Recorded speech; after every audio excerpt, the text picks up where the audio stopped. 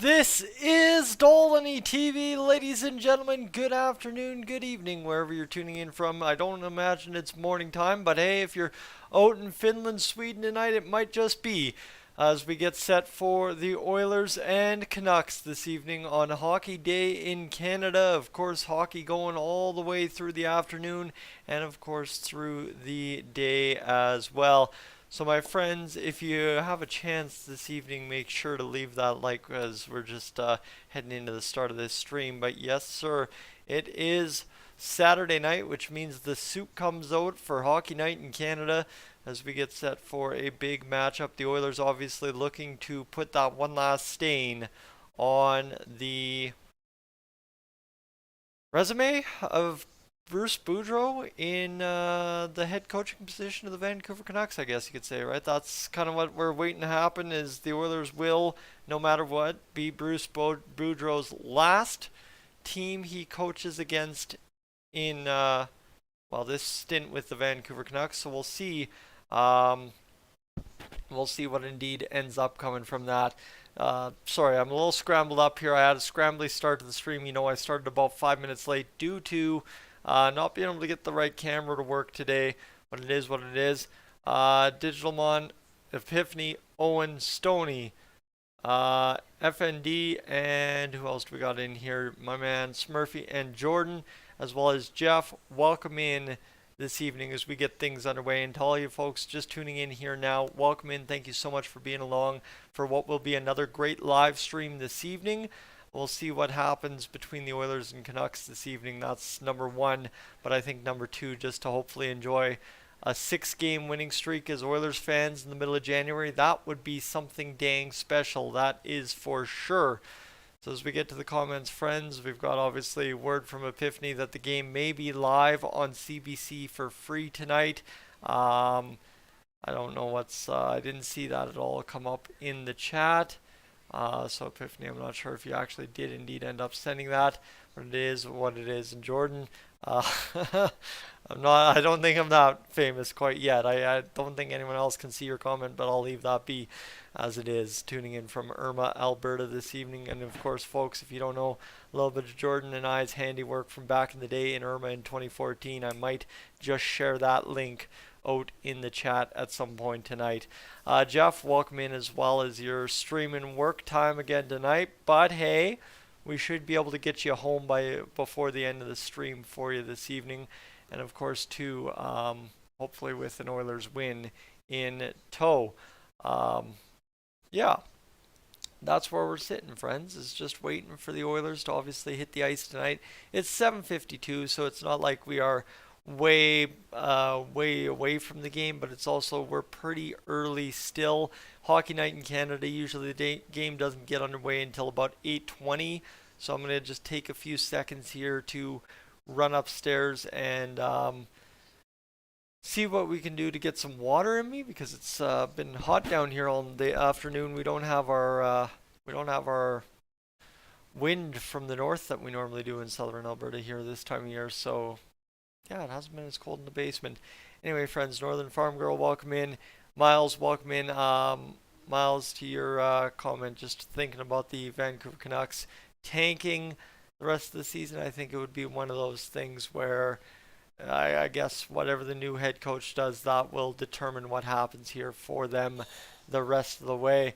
And Jordan, it's no longer Pure Leaf. I don't need big brand names to sponsor me. I need the old BioSteel to sponsor me. Of course, you saw this one earlier today out in the car after I purchased it from the Safeway in Airdrie. I've got a BioSteel, and in fact, what do you say? What do you say we crank back another BioSteel to begin this pregame? How about that? I don't know. What do we feel about double dipping today? I don't know. I'll go grab water to start. I'm a little parched.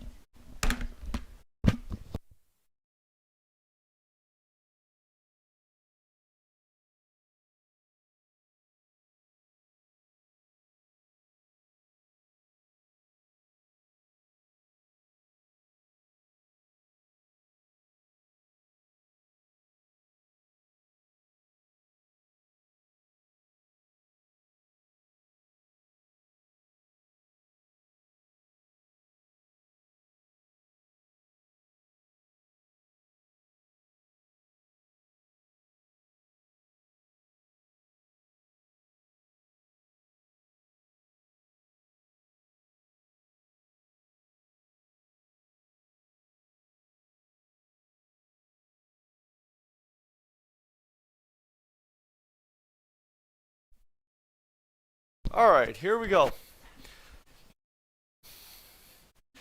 Let's get this going, friends. As for anyone that knows me well enough on the streams, you would know I don't drink on stream. I don't drink at all. Mr. Sober over here. Got to make sure I get all my friends home safe and stuff. That's kind of the role I've taken on over the past several years. No, I ain't double dipping on the BioSteel. I have not double dipped on the BioSteel at any given day during this streak, so there's no shot that we're double dipping here and causing chaos within the streak itself. For those of you wondering what's going on, Jeremy with the shouldn't run down the stairs as fast as I do.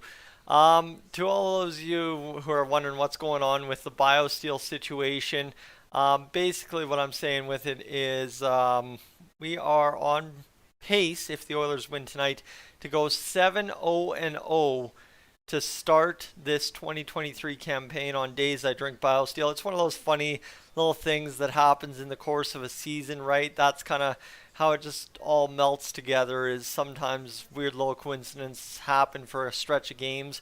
But the fact that we could possibly go 6 wins in a row here and counting back to the Islanders game. I did not drink BioSteel during the LA game or on LA game days, so we'll see what indeed happens here for a potential of 7-0-0 on the season in 2023, that is. Not in 2022. This is just counting since the new year on 2023.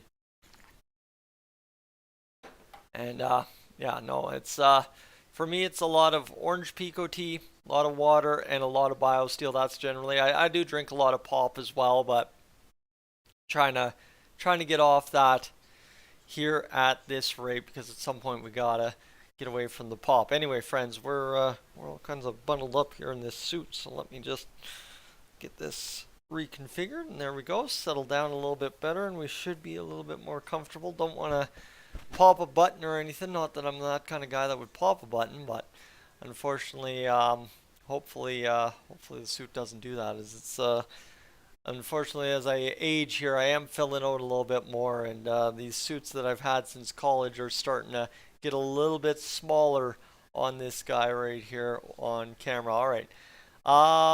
This time of the stream, I'm a little nervous. I'm a little nervous to see if I should go out and hit the pregame yet. Well, we'll see if we can hit the pregame. And Stoney, I did see your message. Congratulations on 13 years sober as well. A very tall order. I've made it 3 as far as I've gone prior to this almost 3-year in a row streak. I will be coming up August long weekend this year. That was from age 18 to age 21. I went sober for 3 years. So all my college years, pretty much except for first semester, never really partied her up at all because, well, I was a sober man.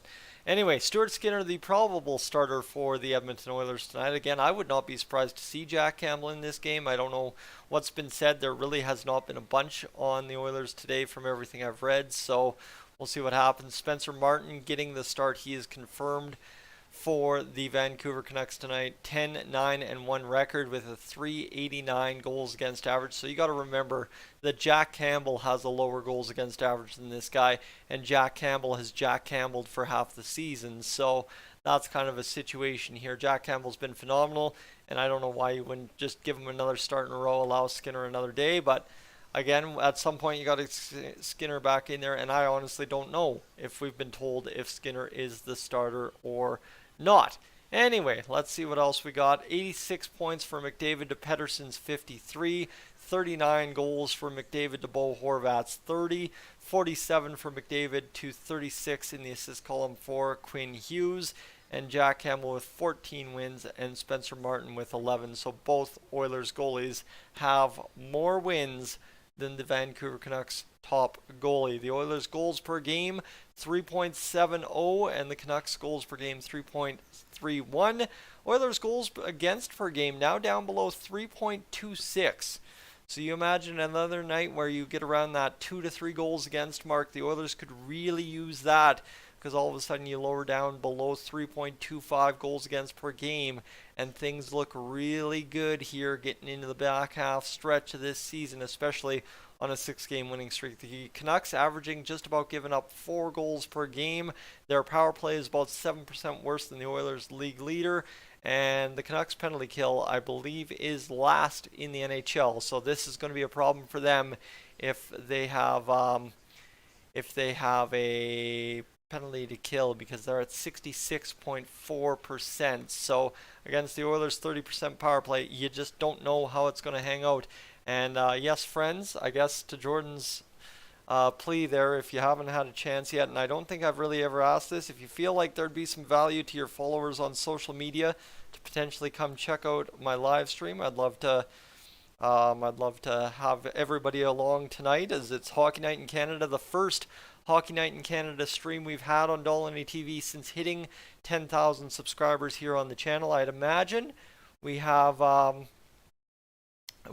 pretty much a full crew of regular subscribers in the chat as of right now. If not, you'll see that subscribe graphic multiple times throughout the stream, I promise you that. And I'd love to have you join the channel for more Oilers discussion. Right now, I guess what I should inform you, just as we're doing the housekeeping notes, you know that's a regular thing we do here on Dolynny TV. I've started actually giving it a name. We have 10,340 subscribers as of right now booting up this live stream. I'd love to see hopefully hitting 10,350. Sorry, I'm getting all my numbers messed up, but 10,350 is kind of the goal by the end of the live stream tonight. 10,350, and away we go with another halfway to 10,400, and then only 100 to go to 10,500. And suddenly we're almost to 11,000 just like that within the span of a month. As we're getting things going here, is there anything else here? You sent a link to your email. You can pin it if you choose. Kindly, I like your calls, so I'm here. Well, I'm going to see if the email came through. I haven't seen. Oh, there it is. Hockey Night in Canada live stream. Ooh, Google or someone removed it. Okay, I think what you're getting at, Epiphany, I think that link is supposed to be meant for Amazon Prime. If you have not necessarily Amazon Prime, but if you have a Fire Stick. Oh, close my water bottle. If you have a Fire Stick, you should be able to get it there. And what's the biggest live stream in Dolynny TV history? Jordan, with good questions. See, Jordan and I, we always try to get a hold of each other, and we have a ton of failures with trying to connect up as much as we'd like. We love picking each other's brains about many things, but when you talk about the best live streams in Dolynny TV history here, let's go views, and let me just give you this for measure. Is I believe the best Dolynny TV live stream in history is not even over 25,000 views, friends. Obviously, the past two have been far exceeding my expectations. Regularly, we've been about 1,700 all year, and these last two, we've been at just over 27. The best Dolynny TV live stream ever, for those of you interested, is 24,000 views. So we'll see what we can do here on the channel tonight to get even close to that number here on Hockey Day in Canada. I mean, if there's going to be a day we could do it, Hockey Day in Canada would be the day.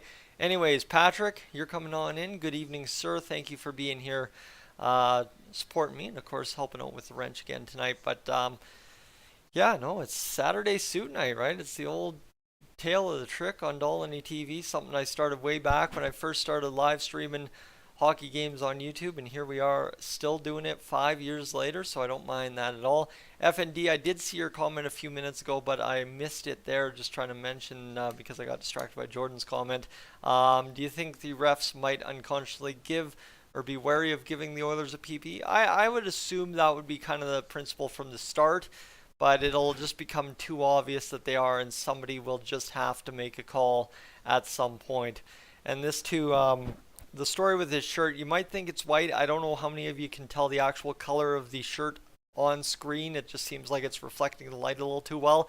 It's a pink shirt I picked up at the Mark's Work warehouse in St. Paul, Alberta, way back in 2017 for anti-bullying night at the Cold Lake Ice game. So we were in St. Paul covering a football game, local football game, high school game, I believe, and then we booted up to Cold Lake for the 8 o'clock start for anti-bullying night at the game, Pink the Rink, whatever you want to call it. And that was kind of where this journey of the shirt began.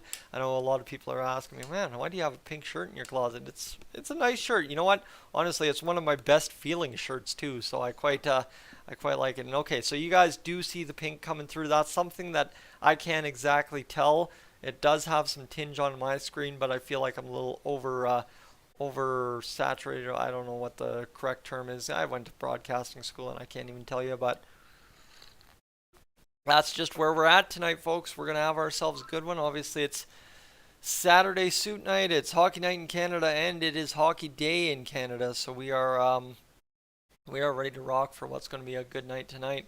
Some ZZ Top theme song music tonight. Nice. Well, hey, ZZ Top. I've used that line a couple of times on some Facebook posts over the years. I guess the word you could use is, or the saying you could use is, I don't know. How do you phrase this? An ex-girlfriend always used to phrase this to me. Is I'd say, blah blah blah blah, and she's like, and humble. Like, you know what I mean? Like, that's that sarcastic and humble kind of thing. That's kind of, I guess, what those posts were. Is I'd always post that in reference to I'd dress up for some kind of event and pretty much be bragging about how good I look, and it's not exactly being humble, but I also think that, hey, you know what? You should applaud yourself for dressing up and looking good some nights. I think that's a big part of broadcasting. I think that's a big part of Saturday night, hockey night in Canada, right? I don't think that's at all a thing that anyone's going to shame you for, is looking good on a Saturday night. And as we get going, Patrick's going to have a serious question here, as he is going to ask, did I see anything on the lineup yet? No, I haven't. I have not seen anything on the Oilers lineup. I think Stuart Skinner's starting. If you're not telling me the lineup, that would confirm with me, based on how we communicate on a daily basis, that both of us have not found anything as of yet, which is slightly concerning because, right, we don't know what Matthias Janmark's status is.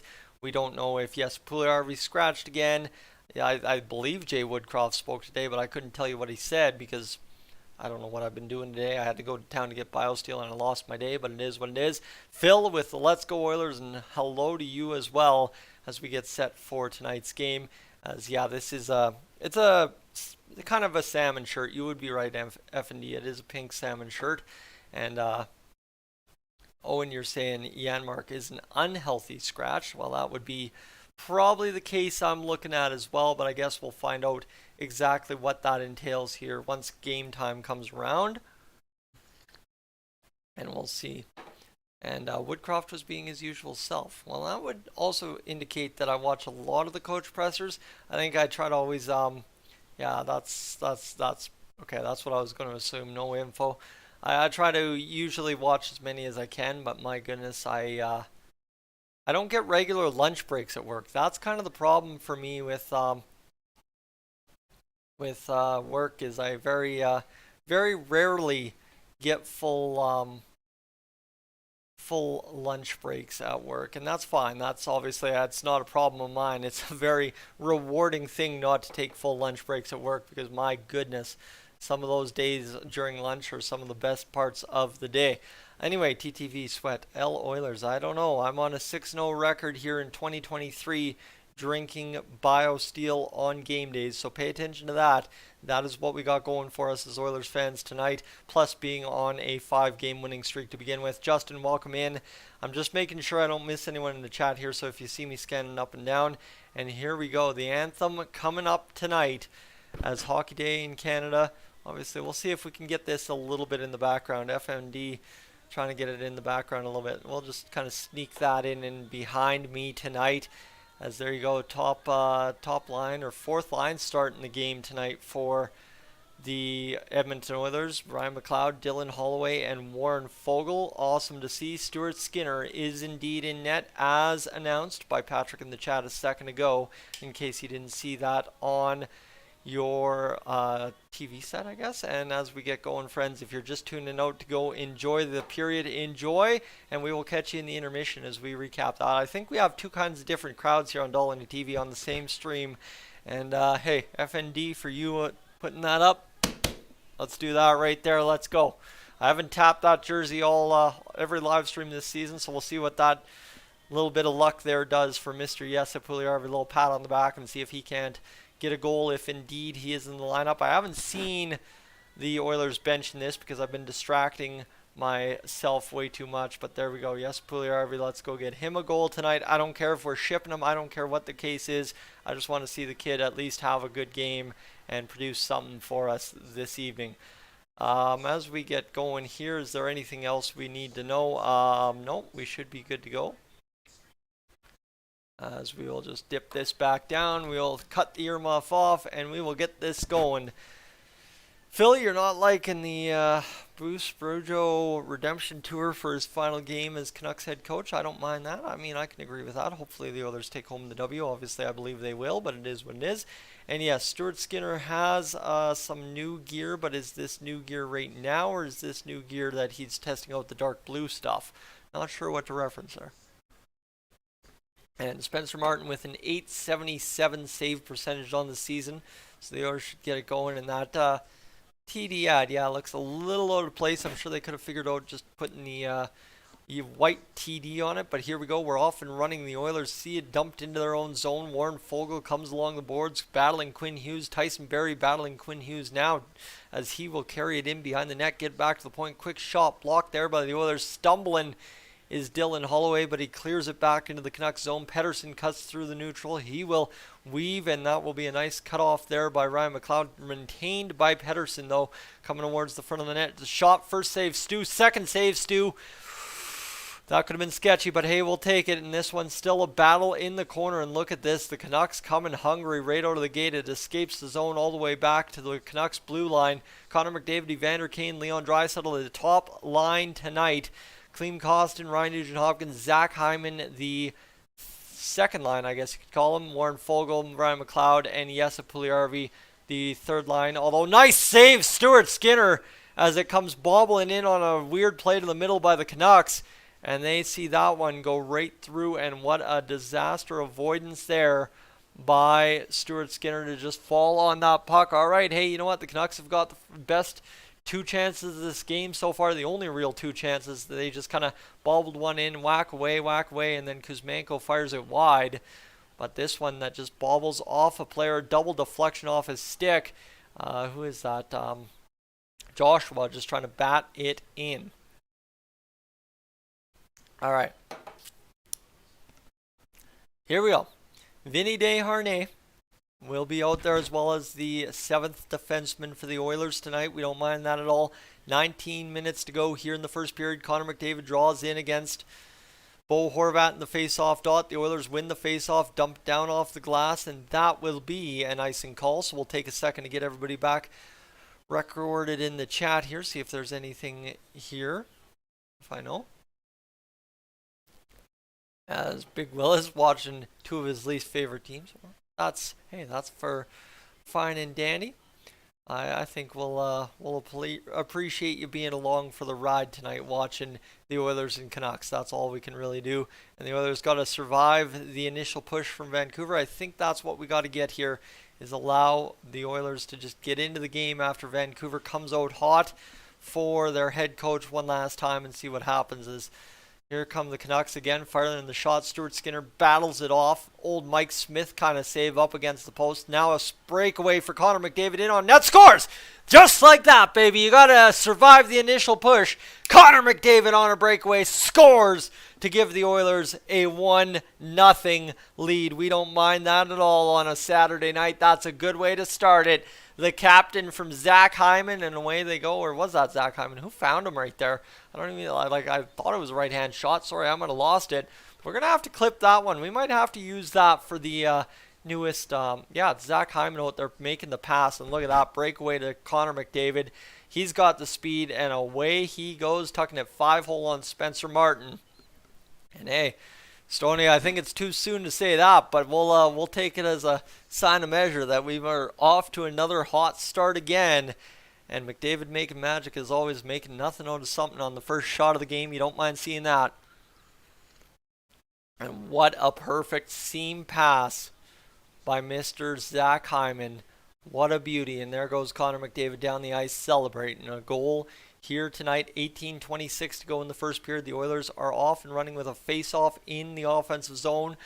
Derek Ryan goes out to take it. He can't get it going. And 16-6-2 record for the Oilers when scoring first. So you're 66% win percentage if you score first, and the Oilers would like to capitalize that. Connor McDavid, by the way, his 40th of the season. I forgot that, by the way, and Zach Hyman's 30th assist as well, as Leon Draisaitl picks up the puck behind the net. The Oilers trying to keep this one alive in the offensive zone. They do. Here it comes around from behind the net. Leon Draisaitl in front. Oh, man, Derek Ryan denied backdoor by a stick of the Canucks. But this one again, the Oilers just suddenly beating the Canucks into submission with the forecheck. And here's Bouchard across D to D back to Leon Draisaitl. But what a poke, as he was standing offside anyhow. And Stuart Skinner comes out to play it on the deflection back down into the Oilers' end. 17:36 to go here in the first period. The Canucks lead the shot department 3-1, but Connor McDavid has just put us up on the board. No problemo to start this hockey game, as this one will be back into Canucks possession in their own zone. 17:22 to go, waiting for an outlet pass or the Canucks. They will go off to Quinn Hughes, who will dance around Jesse Puljujärvi, get it over to Brock Besser, and this one goes up and out of the zone. Nice deflection play for the time being by the Oilers to force the dump in by the Vancouver Canucks. Vinny Desharnais taking what I believe is his first shift of the game. I imagine he'll play probably about 15 minutes tonight if the Oilers run away with this one early. And I mean, there could be a possibility that, depending what the Oilers are doing this weekend, I know people are getting tired of me talking about potential trades and stuff, but if indeed Patrick is correct that this is going to be a weekend the Oilers target to make a move, I would be interested if the Oilers are up 4-0 after the first period, if Vinny Desharnais doesn't get a long, serious, hard look the rest of the game to see if the Oilers want to make a move on the right side or not, to try and get somebody else in on the back end. Obviously, too, right? You got to choose right-hand shot, left-hand shot, top four, bottom pair. What do you got to do? Oilers are going to laud this one down into the zone to Connor McDavid. Just kind of flipped it in there, and it hit his backhand and bounced away from him. But here comes Zach Hyman now. Hyman across the line to Connor McDavid. Tips it right up over top of the net. Back in front. Draisaitl a chance. No, that's Nugent Hopkins. And Connor McDavid's batting away at that. He can't get it past Spencer Martin, though, and the Oilers suddenly a couple of furious chances in the Canucks zone. The hand-eye on Connor on that one, absolutely unreal. Trying to tip that just high corner, and it just missed it a little bit, foot and a half wide of the net. But what an attempt there from Connor McDavid and Zach Hyman to try and get this going, and Nugent Hopkins in there as well, trying to get the job done. Anyway, the puck scrambled up off the face-off. Pettersson will pick it up. And this one's going to go around the boards again in the Canucks zone, trying to go back behind the net. The Canucks cut it off in the corner, however. This will be Derek Ryan battling for the puck. It'll be worked out by the Canucks back to the Oilers' defense at their own blue line. They'll tip it in to the Canucks zone. Spencer Martin out to play it, steps up in the crease and makes an outlet pass to the Canucks blue line. 16:08 to go here in the first period. The Oilers now with 3 registered shots in the period. And Tyler Myers cuts through the Oilers defense, and here's an opportunity loading up. The Oilers able to retreat. What a kick play by Tyson Barrie. And that'll be an outlet pass now all the way down into the Canucks zone. Evander Kane can't seem to get around Tyler Myers. He does, and Leon Draisaitl just tipped it back into Canucks possession. They'll try and cut the defense. That'll be Cody Ceci now picking up this puck, playing it very weakly off the boards. Canucks fire a shot. Stuart Skinner, though, out to make the save and allow the Oilers a breather on Corey Stillman, who had a good look from the blue line there. That could have been dangerous for the Oilers had they allowed any more cycling off that turnover by Cody Ceci. But Tyler Myers cuts right through Brett Kulak and Tyson Barrie, the unstoppable force movement right through the middle of them. Anyway, friends, yes, it's Connor McDavid and Leon Draisaitl. No, I'm just kidding. Connor McDavid and Zach Hyman this time that have gotten the goal for the Oilers. They trail in the shot department 4-3, but so far this one developing into what could be a pretty lopsided game should the Oilers continue to fill the net here in this first period, as that will be turned back at the Canucks blue line. loading up Bo Horvat. And you know what? Honestly, normally I'm quite into it after the Oilers have scored, but I'm actually a little bit nervous here just because I just don't know what the Canucks are going to do this game, and they've given indication both ways that they're going to give up some chances but also get some chances. And until we know the Oilers are up comfortable, I'm not going to be sitting back resting on my enjoyment of the game quite yet. It's also early. We're only 5 minutes in. If you're just joining the stream, Connor McDavid scored. Thanks for being here, and I would appreciate you sticking around for the rest of the stream if you can. Hey, just set the phone down if you have to go do something, or set the laptop on mute, whatever you have to do. The Canucks working back the other way through the neutral zone. There's really not much of substance happening. And my man, Jay New, coming through with the dono to start this stream. So friends, there we go. We're now officially on no more ads watch for the night. We will see what ends up happening here, but I'll be mindful to make sure the ads stay meaningful tonight instead of just all over the place. Stuart Skinner playing the puck in front of the net. I was hoping for a freeze in the action, but that one bounced off Skinner's stick and over through the crease as the Oilers' fourth line will dump this in. We'll get to Jordan's no in a second here, but we'll get going as the Oilers will go back and forth through the neutral zone with the Canucks, and it comes all the way back down to Darnell Nurse, who will see the Oilers get it going here. 13:58 to go in this first period. Canucks come up with the puck. They'll get it back to the blue line, and the Oilers, Clem Costin is given chase against Tyler Myers. Costin, careful not to take a penalty here. We'll see a hard hit there for the Oilers to separate the puck from the Canucks' possession. Costin cutting at the blue line will fire it down in the corner. Looking middle to Nugent Hopkins. It deflects off his skates. And the Oilers trying to do their best to keep this puck alive one more time. It's Vinny Desharnais chops it in front again. Desharnais getting pucks towards the net. Takes a weird bounce and almost goes into the back of the net. But that was another chance that just goes into the corner. The Oilers continue to battle with this new look second line with Jesse Puljujärvi featuring heavily on it as he continues to just kind of disrupt the play with his long stick and big body. He's going out there and doing his thing. 13:08 here in the first period. And this puck's going to be ripped back into the neutral zone. Tyson Barrie out to play it. 13 minutes to go here. And this puck's played up and back into the Canucks zone. And we are loving it here so far. 12:50 to go. Here in this first period, the Canucks will work it off the skates of JT Miller, who we will see if he has a freakout tonight because he's had a couple this year.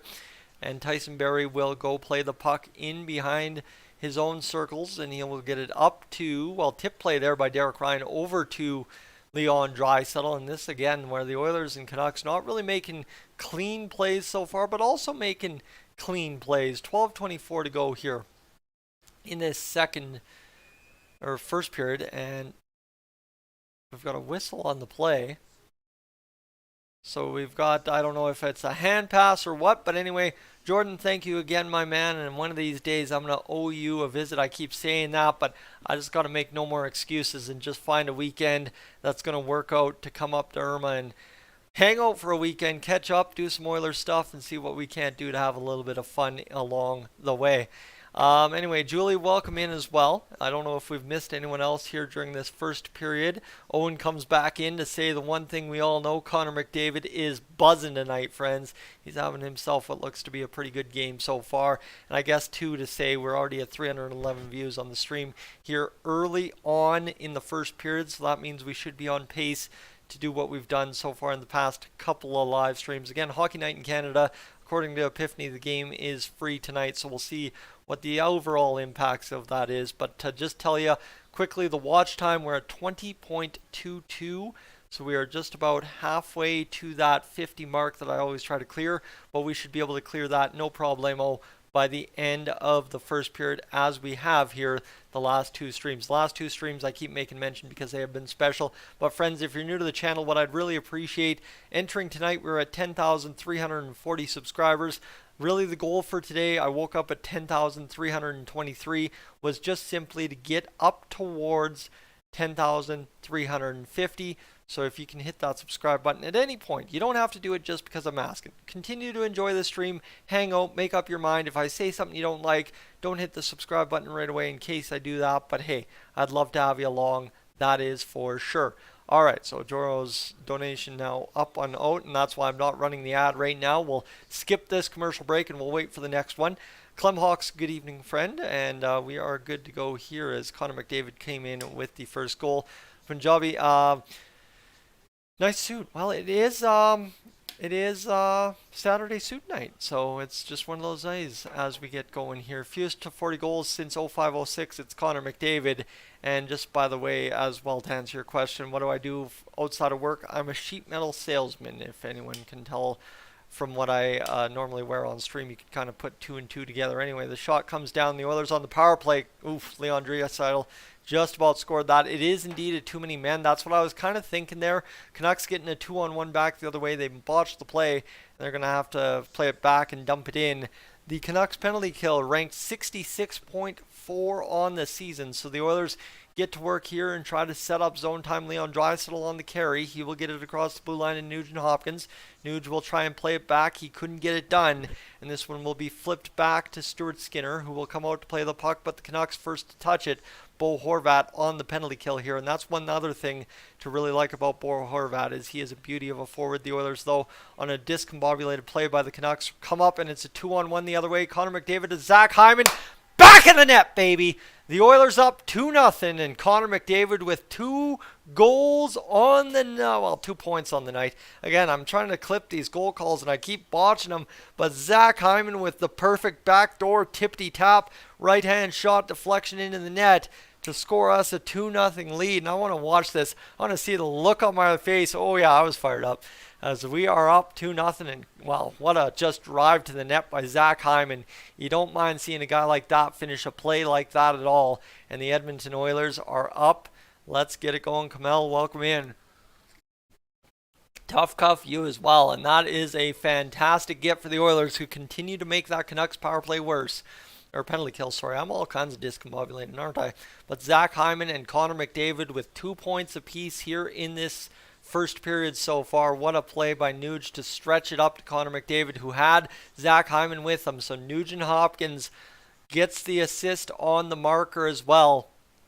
And the Edmonton Oilers lead 2-0 despite being down 6-4 in the shot department. Zach Hyman's 24th goal of the season. It seems like just yesterday Zach Hyman was looking for goal number 10. And here we go. Connor McDavid with assist number 48 and Ryan Nugent-Hopkins assist number 34. And you have got to love what these Oilers are putting together here early on what's supposed to be a big effort from the Canucks, I think, just in terms of fighting for their head coach. And this one's back. Evan Bouchard into possession. Fires shot, wristed just wide of the net, or he might have had Spencer Martin beat inside the glove hand on the post. 10:47 to go as the Canucks will retrieve this puck. Joshua battles it through the neutral, and he'll just backhand it in. But hey, we will love what we've got going on here tonight again. Me and Patrick were going back and forth a little bit. I'm like, I think we get 7 wins on the BioSteel days, but I doubt we go much further than that. But hey, if we get 7 wins, that changes my tune quite drastically. 10:23 to go. The Oilers leading 2-0. Here's Jesse Puljujarvi and Derek Ryan back to Klim Kostin. Kostin off the blocker of Martin. He'll go back behind the net and look for the chance to get this going. Kostin will just battle there, keep it alive. Puljujarvi will go down and around the boards. And the Oilers now, right, you see up 2-0, are starting to mix up the lines a little bit more heavily. I think the 11-7 allows for a little bit more imagination to begin with.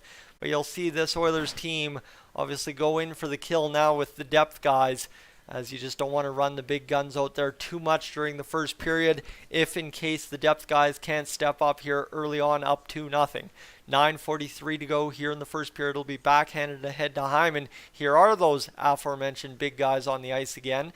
Backhand play back to the point. The Oilers defense swarms back to it. Vinny Desharnais, big muscly big man back there. He gets to the puck and makes sure he blocks the man from coming to it. Although the misplay in the zone allows the Canucks to come up with possession. It'll be tipped around, and Ryan Nugent-Hopkins will pick this one up. He'll go back to Kulak, who gets it across to Desharnais, who backhands it off the boards. Nice play to Connor McDavid, and the Oilers are free back the other way. Brett Kulak across the blue line. Kulak now down below the net. Unfortunately, he'll have to drift past after it hops over his stick. And Connor McDavid and Zach Hyman lurking around the Canucks zone looking for a turnover. Elias Pettersson gets it at neutral and dumps it in on Stuart Skinner, who will play it off to Brett Kulak. Still out there, having a little bit of an extended shift. As we'll see what happens here for the Oilers as they set up the attack. A line change over the boards, and Brett Kulak, 2 men in front of the net, blocking him from making a perfect pass, but the Oilers get it there. Blue line pass as Yes Puljujarvi gets in deep into the zone. Like I said, I'm looking for a Puljujarvi goal tonight, and I wouldn't mind that at all. Now playing with Evander Kane as well, and all of us would not, I think, in agreement, complain about a Evander Kane goal tonight. This one goes back down low as this will battle around behind the corner here, behind the Canucks goal line. Little chance there for Kane. He gets the man down, and Yes Puljujarvi working his man over. And that will be Leon Draisaitl coming with the puck. Back to the blue line, free. CC in on the slot, can't get it going. And, yes. Okay, so Patrick apparently is able to get that CBC link going. Okay, yes please. Yes please post it. And we will go to commercial break as well. Sorry Robert, that thing just came in now. And hey, we'll take it. Cool. All right, we're good. Housekeeping notes take care of themselves once you start reading all the text messages and emails. Anyway.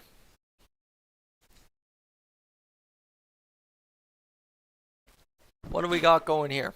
Camille, the live streams keep you going. Hey, that's for sure. And let's see, what do we got going on here? Guys are chatting amongst each other. I don't mind that at all. Friends, what do we got going on here?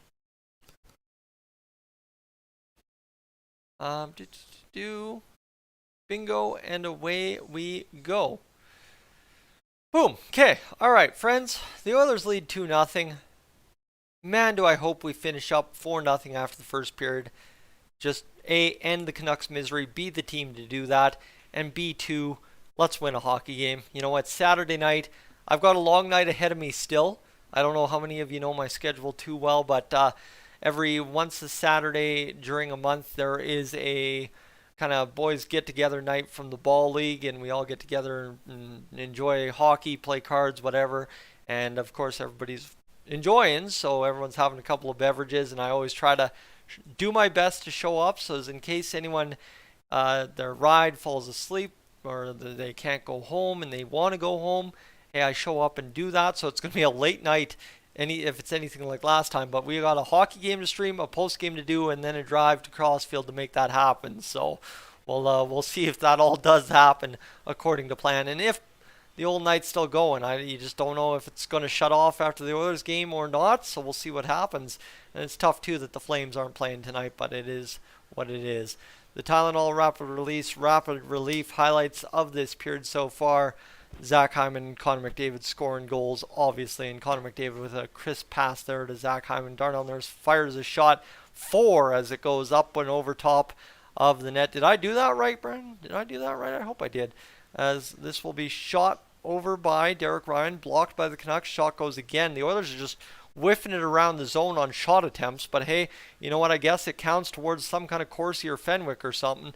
And the Oilers trying to look good in all stat categories tonight. Here's Quinn Hughes ripping a shot, blocked in front. Another scramble up, and it will be the Canucks this time banging it off a body. Quinn Hughes awarded out of the zone by a nice stick play by Evander Kane, and that was somebody just getting absolutely torqued to the ice. I think Derek Ryan by one of the Canucks players. Now another Canucks player ran himself into the boards and fell down. Philip Broberg, the rangy defenseman, trying to do his best, and now another huge hit by the Oilers. And here we go. We got gloves off, and all of a sudden you've got Klim Kostin and Dylan Holloway, and now Broberg, and we might have ourselves a little bit of a line brawl here if they're going to let these boys get going, but they will not, as Dylan Holloway's got his gloves off against Lane Peterson, who also had his gloves off. Broberg grabs Studnicka, and the only real man standing around was Ryan McLeod with whoever he was standing with, but Dylan Holloway was ready to go. I mean, he made the hit, and it looks like he ended up cutting one of the Canucks players, as that was Lockwood. Lockwood with the shoulder check on Derek Ryan, and then, it's Dylan Holloway on Studnicka, the big hit. And then all of a sudden, the response there from Peterson, coming in and trying to battle him there. So this is, hey, you know what? This is the new look Oilers, man. They are not afraid to fight for each other. And All right, that's fine. Hey, I don't mind that at all. This new look Oilers with the fight and the anger. I am loving every minute of it. I must say it's one of the best things to go.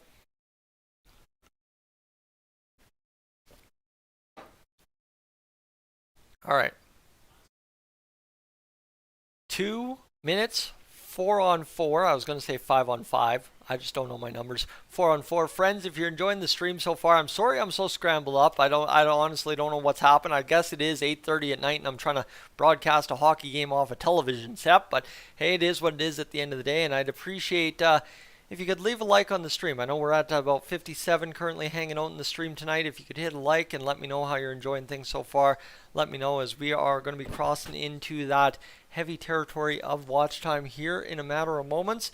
We are just about nearing that 3,000 minutes here, and I'm sure we'll get there by the end of the period. 6:53 to go as the Canucks begin possession with his 4-on-4. Quinn Hughes will drive in towards the net. A player's dropped in front, and the Oilers are able to cut it off. And here comes Leon Draisaitl skating away the other way. He's lumbering. He's moving. And here's Connor McDavid cutting towards the net. He's got... Ooh, he overpassed that one. He had Leon Draisaitl backdoor for the one-timer, but made too much of it and should have just shot the puck. Here's Pettersson firing the puck. It goes up and out of play.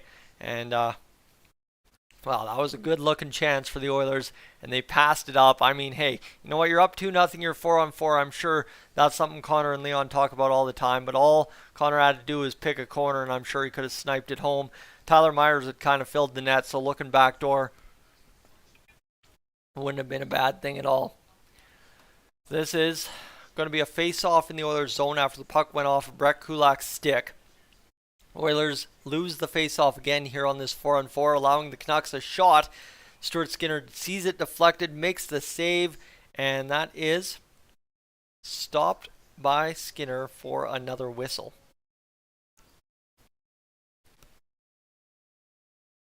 But right now, the friends, I guess here too, this is an appeal. I'm not, like, I make this clear that I do not want you to gamble because I talk about gambling on the stream. That is not what I'm doing here. I do not have any gambling partnerships or anything. What I'm saying when I talk about the gambling is, for some reason, here on the chat, for anybody that's put their bets on the game in the chat here in the past, I don't know, week or two, we have been on some kind of hot streak where every single bet I've been told about that has been made has cashed on streams. So if you're tuning in and you've got a little bit of a bet riding on it, let me know in the chat if you're able to, and tell me what you're betting on tonight, and let's hopefully keep that streak alive and get it cashed for you. 40 seconds to go here, 4-on-4, and the Oilers will try and get this going. 5:38 to go here in this first period. The Canucks coming out of the corner, get it back to the blue line as they're setting up shop in the Oilers zone. Still 4-on-4, like I said. But here's Zach Hyman busting away, and he's tapped it past the defense of Oliver Ekman-Larsson as he drags to the front. The Oilers take it out in front. Nugent Hopkins buckled into the post, and the Canucks will come up with the puck. Nuge just says, man, I don't care. I'm off the ice. I don't need to sit here and work too hard to get a shift in up 2-0 here with 5 minutes to go in the first against this Vancouver Canucks time, as Quinn Hughes comes firing a puck up, and it goes up and over top of the net. So the Canucks back at their own blue line after the puck escaped the zone. This one cut off by the Oilers. We're back to 4-on-4, and here comes Ryan McLeod hot into the zone. McLeod will skate. He'll go back to the blue line. And this one an opportunity for him to set things up with Evan Bouchard, who pounds a shot wide of the net. Cut off there by Quinn Hughes, who will reverse around the boards and try to get it back into Canucks possession. Chipped up off over past Bouchard, and the Canucks will just be content to clear the zone and see Philip Broberg in behind his own net, leave it for Evan Bouchard, who will set up the next attack for the Edmonton Oilers from behind their own net. Connor McDavid's out there. It'll be left there to Leon Draisaitl, who looks ahead, makes the play up ahead to Evander Kane. Kane's going to dump it off the boards and try and overwork the defensive Dermott. He can't do it. Oilers are able to cut it off at the blue line again, but into Canucks possession, and it will go down all the way into the Oilers zone, where the Canucks again are able to start cycling this puck.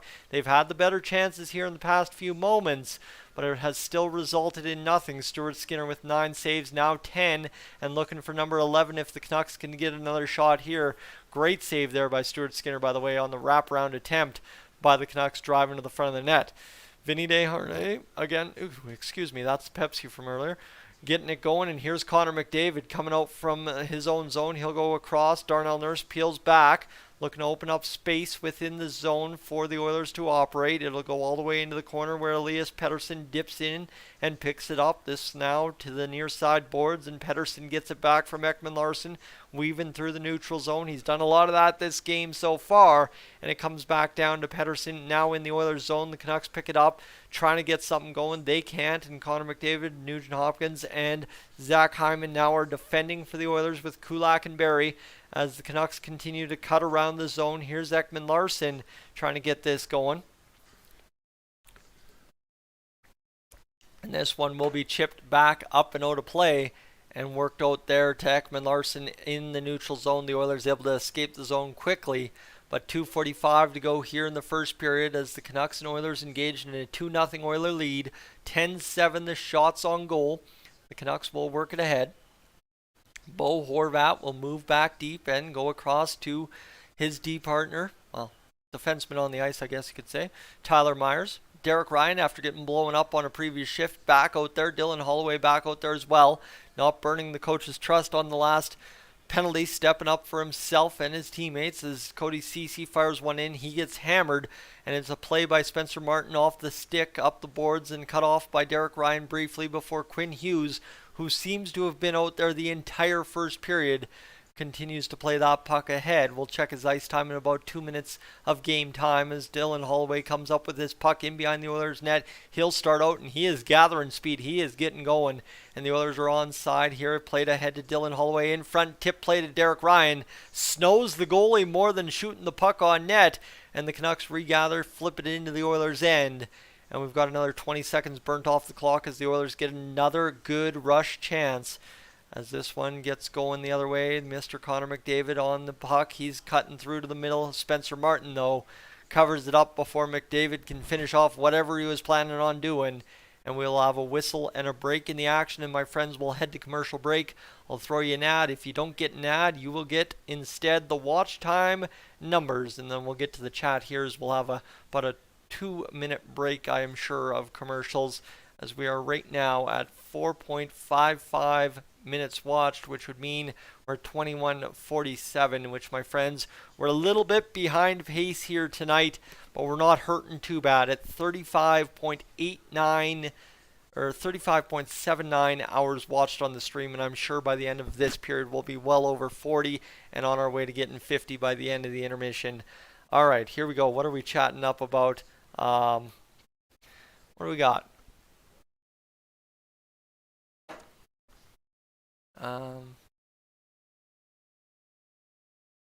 Yeah, so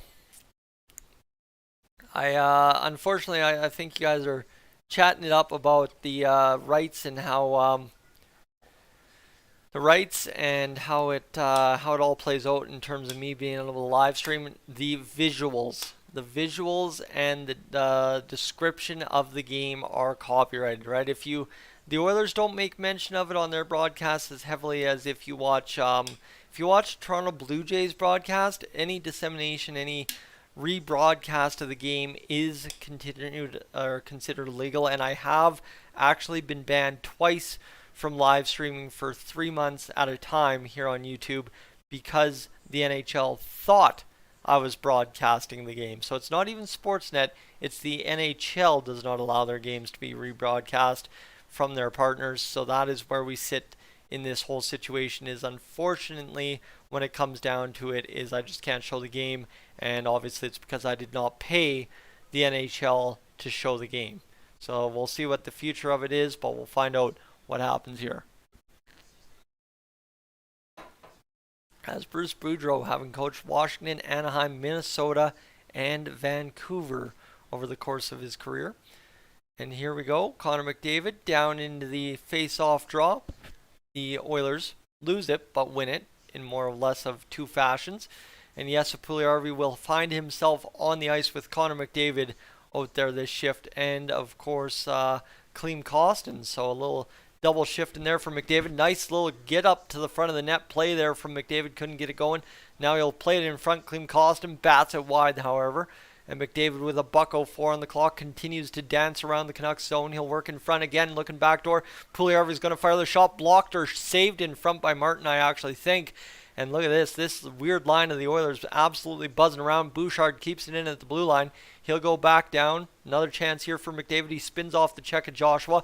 Cuts to the middle. And a nice denial there by Martin. Again, kept in by Broberg. And the Oilers will continue to hold this puck to the zone. Nope, it escapes. And that will be Klim Kostin coming up with the puck. Tipped in to the Canucks zone. Ekman Larsson across to his D partner Luke Schenn. And the Canucks will look to try and escape here with 23 seconds to go. Kuzmenko in on the attack. Tied up there by the Oilers' defense of Desharnais, who just muscled him up and held him in place. And this will pretty much wind down the clock unless something goes sideways for the Oilers. They will finish off this first period with a 2-0 lead. One last shot for the Canucks. What a block by Brett Kulak. Oh my goodness, that's how you step up, and the Oilers will see it escape the zone with time expiring. And my friends, the Oilers lead 2-0 after this, the first period of play. We don't mind that at all. It's a good time to be an Oilers fan tonight. Of course, we already have a dono on the board thanks to my good buddy Jordan Newton. And we also have a very good start to the evening. Friends, if you've just tuned into this first period, I would encourage you, if you're new to the channel, to consider hitting that subscribe button here on Dolynny TV. I'd love to have you along for future live streams and, of course, the videos. You might not always agree with my takes, but one thing we can agree with is the Oilers are the best team in the NHL. And if you don't agree with that and you're just looking for an Oilers perspective, I'm glad to have you. And I'd hope, too, that somewhere along the way I suggest you over to my friend, my colleague here on YouTube that also does Oilers YouTube in the Oilers Fanatic, Patrick, who I've made reference to here in the live stream several times already. All right, Dwayne, a nice first period for the Edmonton Oilers. Yes, that is about as good of a first period as you can expect for the Canucks, getting as many chances as they got, and the Oilers scoring 2 goals. I think that's the way to put it. I wouldn't say it was a absolutely dominant period where the Oilers embarrassed the Canucks, but I think, too, the Oilers did one thing that they are sometimes shy to do in seasons, and that is take care of business. And 2-0 after the first against the Canucks, allowing them that many shots, is, in my definition, taking care of business. And it's the Canucks had some high danger chances, but you got to think too, this is more than likely Bruce Boudreau's last game as the Canucks head coach. Of course they're going to come out hot. Of course they're going to be trying to make the best of something. So we'll see what they do. As Nathan, welcome in as well. We're getting things going. And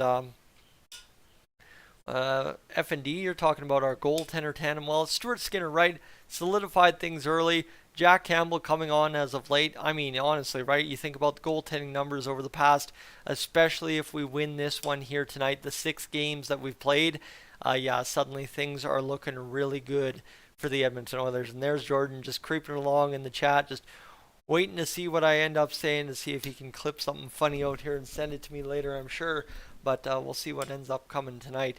As Fatherhood Confessions comes in, good evening to you as well. Glad to have you along for another live stream. It's great that we're starting to see a lot of familiar faces come in, and we're starting to build routines, right? I mean, we have our pregame crew, we have our pre-stream crew, we have our intermission crew, we have our game crew, we have everything coming on. And talking of other folks that are regular intermission fans, Smurfy and Owen come back into the chat. Solid period for the Oilers, Smurfy says. I think we just summarized exactly what we could expect, and great start from McDavid, and Hyman are buzzing. Puljujarvi has been really noticeable as well. Yes, Puljujarvi, I think the one thing I mentioned was he was disrupting plays with his big stick and big body. That was the line I used, or something to that effect, and that's huge. That's literally, if Puljujarvi can chip in some goals and just disrupt plays all night and it works out for the Oilers, that's all I care at the end of the day, is just let's go use him to create space for other guys, and at the end of the day, just give him enough minutes to make it worthwhile. And that's kind of what I'm liking so far here tonight. So friends, just as we just take another look at that watch time, I'm just kind of getting antsy here. Normally I get pretty antsy when we get close to that old I guess you could say 50-hour mark, as we have just crossed up towards 4.7 minutes. So we are at 25.99, which divide that out by 60 is 43.32. So yes, I would say we are dang close to getting there. No, yes, 40 goals for McDavid, yes, huge get going for sure. And I'm not minding that at all as we're rocking and rolling along tonight. All right, friends, I'm going to um, go grab some more water here quickly. Go take a bathroom break, and we'll be right back to action here in a moment. And again, of course, like I said, if you're new to the channel and you're just tuning in for your life's first live stream, you are going to see this graphic quite heavily tonight. It's a pretty big feature here on Dolynny TV.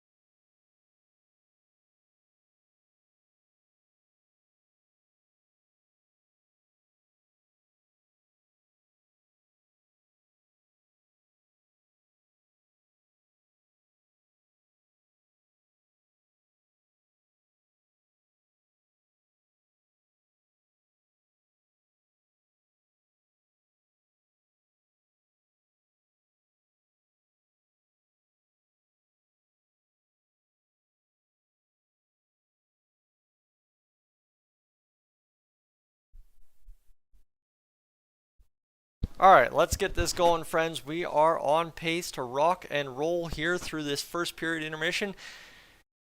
And the old brain of a squirrel.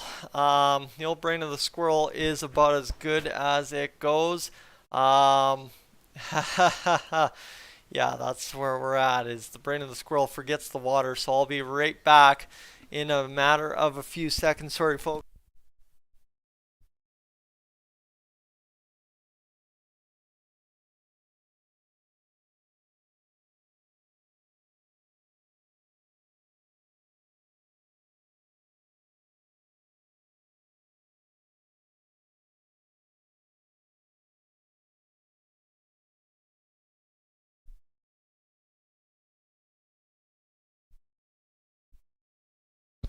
All right, here we go. Let's do this. What do we got going on?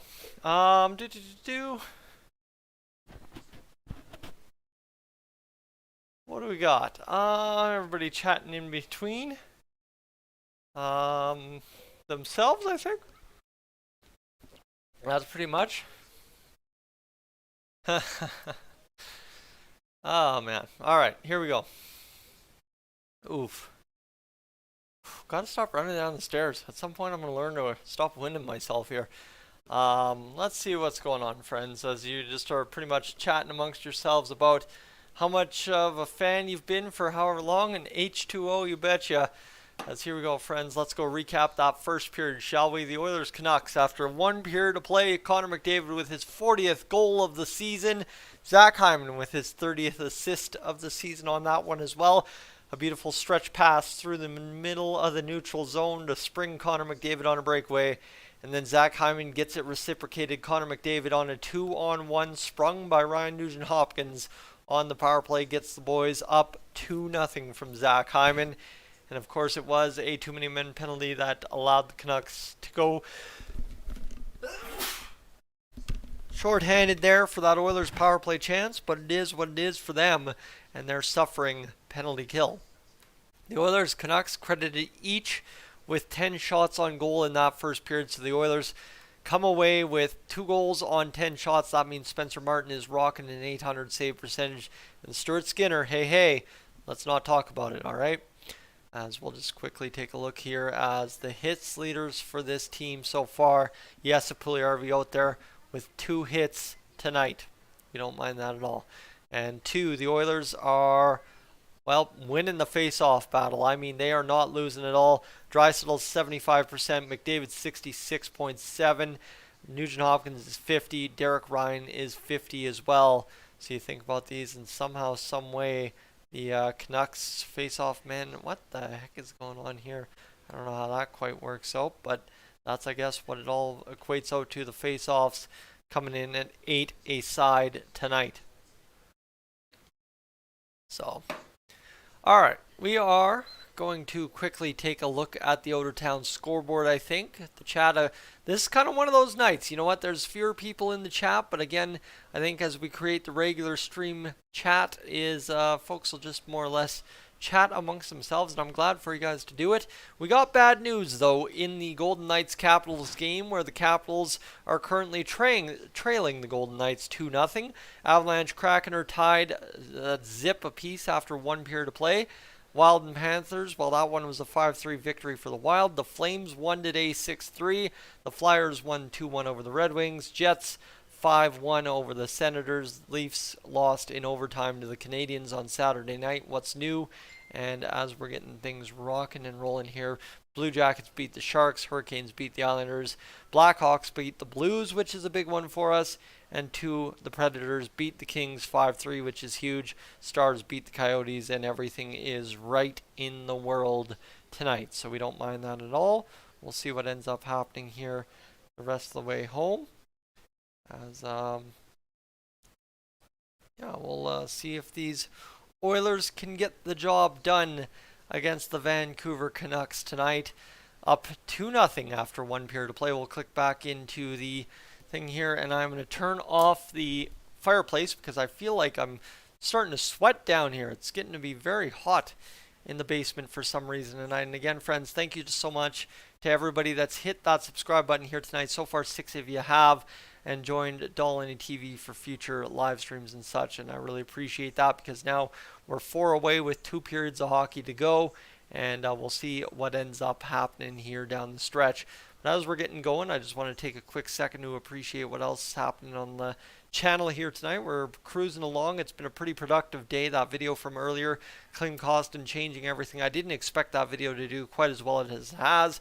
Now crossing towards 2,200 views, and we're having ourselves a great little day here on the channel. It's just again, I make mention of the numbers quite often, but it's just simply I'm so blown away by the support I've received here over the past about month and a half, but also the support in total that I've received since coming back here on YouTube in September. Anyway, Daniel, welcome in. Stu, welcome in as well. We're getting things going, and I seem to have missed some more chats, but that's all right, as you guys again are just pretty much telling me things we all know. Daniel again coming in from Trail, BC. So for sure, I know we've got BC, Alberta, and I believe Ontario with Fatherhood Confessions in here in the chat. Maybe now's the time. Do we throw it around? I don't know if we've got enough friends in the chat tonight, but we'll throw it around. If you want to do another lightning round of where are you tuning in from tonight, we can do that here in the chat. We're sitting around 50-50 all night, so we'll see if that indeed plays out. But yeah, if you definitely want to throw down a lightning round of where you're tuning in from tonight, I'd love to have you along for sure. All right. If the Oilers lose this game, oh my goodness, Daniel, love it. Loving where we're at tonight. Big Willis, you're saying the Canucks have to at least get a goal. I think the Canucks do have to get a goal just for somebody at the end of the game to point to Bruce Boudreau and say, Coach, that one was for you. That's what I care about most. Eno's tuning in from Edmonton. JJ's tuning in from Cranbrook, British Columbia. Hey, I don't think we've seen someone tune in from Cranbrook other than JJ over the past few years. And that too, Fatherhood Confessions tuning in from London, Ontario. Bill's tuning in from Courtenay, British Columbia on the Vancouver Island. So again, this is the big thing. We have a lot of contingent of Oilers fans out here on Dolynny TV from BC. That's something I've known from a long time as well. Jordan's tuning in from Irma, Alberta. Nathan's tuning in from Drayton Valley. Hey, hey, hey, I like that. The support from Drayton Valley. One of my best buddies originates from Drayton Valley at one point. Yukon Territory, Stony as well. Raymond. The Kings are playing tonight, but they did lose to the Nashville Predators, so that's good as well. The TAC, I don't even know if I want to talk about the Angry Cucumber over there in Gibson or Gibbons, Gibson's BC. I don't know if that's, I've never heard of that, but maybe I just don't know BC that well. FND's tuning in from the island. I think you made mention of the island. I wasn't sure if that was PEI or Vancouver. And Ace again tonight tuning in from Antarctica. I don't have to tell that. And Justin, I would like to ask you on this one because I always feel I get this wrong, and I feel really bad for it because obviously there was a big name change for Musquatchees quite a few years ago, and again I feel like I get that wrong. So if you can give me a proper pronunciation, or at least let me know I've been saying it right all this time, I'd really appreciate that. That of course is always a nice sign, right? You get up to that area on the QE2 and it's like, man, I'm just about to Edmonton, and hey, guess what? That means that Oilers game I'm going to is that much more of a reality. That's kind of always been a point in which I know my travel is almost coming up, basically because it's on the way to Ponoka, but it's also on the way to Edmonton from coming down here. So it's one of those things. I do have despite never being onto the reservation there, I do have a deep connection just because it's always been kind of one of those, there's only a little bit more to go points on my travels. So Justin, thanks for tuning in tonight as well. Big Willis tuning in from Creston, BC. Creston, is that the home of Kokanee? I think that is the home of Kokanee, if I'm not mistaken. Big Willis, please enlighten me there as well, because I believe Kokanee comes from Creston, or am I thinking somewhere else? You don't want to know how I know that, alright? A lot of years spent in a liquor store underage, but hey, we'll just sweep that one under the rug and pretend like it didn't happen, because the place doesn't even exist anymore physically, so we don't need to worry about it. Raymond's tuning in from Rainbow Lake, which I believe is a camp up north near Fort Mac, if I remember correct from last time, Raymond. What else do we got going on here? Anyone else I've had on my... what else? Tuning in from Madison, Wisconsin for Forshea tonight.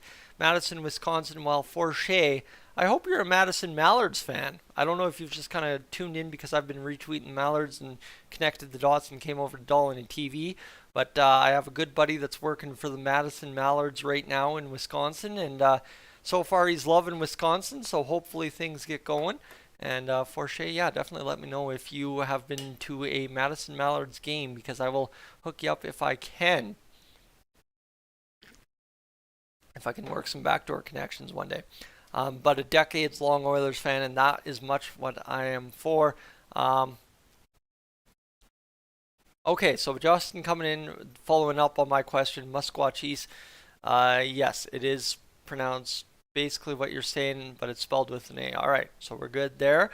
And what's going on for Shay? I don't know what the 70 show is about.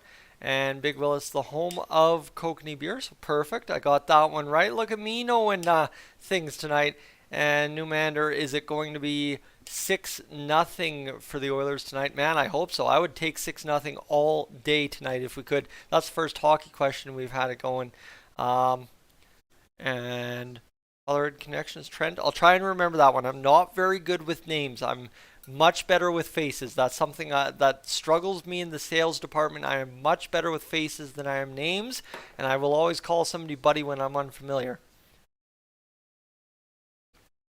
And Forshea loves the Mallards. Duck blind seating is a grand old time. Well, I'm going to take a photo of that and send that over to my buddy that's working for the Mallards this year. It's his first season with the Mallards, so we'll see if we can somehow set something up here for you. And that is fantastic. That's awesome. And what else do we got? Baby Bo on the stream. Yes, indeed. And Jeremy tuning in from Ocala, Florida this evening. And we are, my friends, set for this second period. Going to be winning it for Baby Bo. Hopefully, Nathan. That's his first game since Baby Bo, and we'll see Stuart Skinner take the opening face-off off the face-off win. Played off to Tyson Barrie, who gets it across to the Vander Kane. I was going to call him Nathan Kane because I was reading Nathan's name in the chat. Pardons me. 19:45 to go. The stream is peaked back up, and we are ready to go here, friends, for another period of Oilers hockey. The Oilers grinding away in the offensive zone before the Canucks are able to work out. Flipper do welcome in as we get the puck down deep into the Oilers' end. They are now on the right-hand side of your screen as compared to the left in the previous period.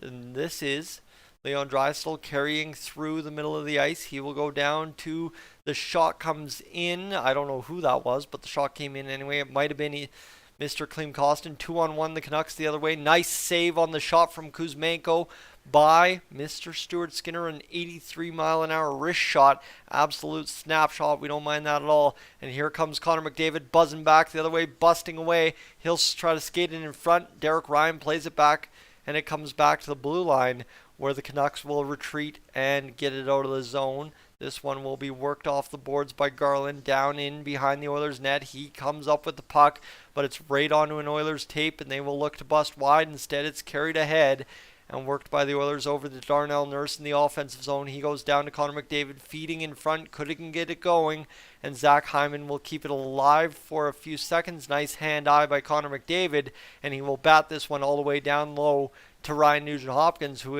continues to allow this play to develop in the offensive zone. They're calling for offside. It's not, and Evan Bouchard has to be careful here to hopefully maybe vacate the zone and not allow this to be an offside goal review should the Oilers get it called back if they do indeed score here on the sequence. Here's it back, a chance for Zach Hyman. Hyman will skate around the zone, get in behind the net, and a pure dominant shift here by the Oilers' top line, I guess tonight you could say, as Evan Bouchard's going to work it across to Connor McDavid, skates in, cuts around, backdoor, looking for Hyman, couldn't get the one-timer off. Hyman on the tip play, still in possession of it on the half wall. He'll come back to Nugent-Hopkins, backdoor. Evan Bouchard feeds it in front, looking for the tip by Hyman to get him his third point of the night. Couldn't do it. The feed in front by Bouchard misses everybody, and the puck will be flipped up and out of zone. So the Oilers back and forced in to resetting the lines and going again for another healthy attack. That was a dominant minute and a half spent in the Oilers' offensive zone, and Warren Foegele skates right in, fires the shot on Spencer Martin, and we will have a whistle in the action. But Evan Bouchard trying to feed it backdoor on the backhand to Zach Hyman. It was a good look, but the 5-hole was closed by the Canucks defender, and Stuart Skinner held the Oilers in it early in that first period, and that has allowed the Oilers to take this 2-0 lead, in which we have now the Oilers back to action here. Ooh, short side chance. Almost got them going, but they couldn't cash it. And here's Dylan Holloway in the third line, fourth line, whatever you want to call it, out on the ice right now. Ryan McLeod out there working along in the offensive zone. And this one will go around to Warren Foegele, who plays it back to Dylan Holloway. Shot comes from McLeod. He fans on the one-timer, and the Canucks able to come up with this puck. They'll play it across, and nice play, can't get it going. Garland again sees his pass deflected, and now somehow a 2-on-1 for Stanika. The shot, the save from Skinner, and what a chance there, as this is going back and forth and looking so far so good for the Oilers in net tonight. And there is my man working for the Madison Mallards, lighting up my phone here. Definitely where we'll get to the comments in a second here, but I want to get you in contact there for sure, as it goes 16-16 to go in this second period. The Canucks cut it off as they will go back and around, and backhanded by Lazar, and this one worked out. That's the first time I've noticed Lazar tonight, and here he comes through the neutral zone now. Canucks suddenly buzzing, moving their feet here in this second period. 15:58 to go. Shots 12-12. And things are going here back and forth, back and forth, back and forth. As that will go off of Stuart Skinner and up and back into the neutral zone. I think it went off Skinner. Sorry, I was grabbing a drink. I was getting thirsty. As here's Tyler Myers. He'll dance around. Can't get it going. Myers continues to try this. Kuzmenko will play it out from behind the net potentially if the Oilers defense allows him. He does. Stuart Skinner saves it. shovels it back with the stick and makes the save. We'll have a stoppage in play, and we'll get to the comments section now, as I want to tell you, where do we got it here? The comment from Forche. Forche, if you're still in the chat right now, I want you to hit up on Twitter, DM on Twitter, at Brent Bartels, for the, how do you spell his last name? Yep, just like that, for Mallard's info.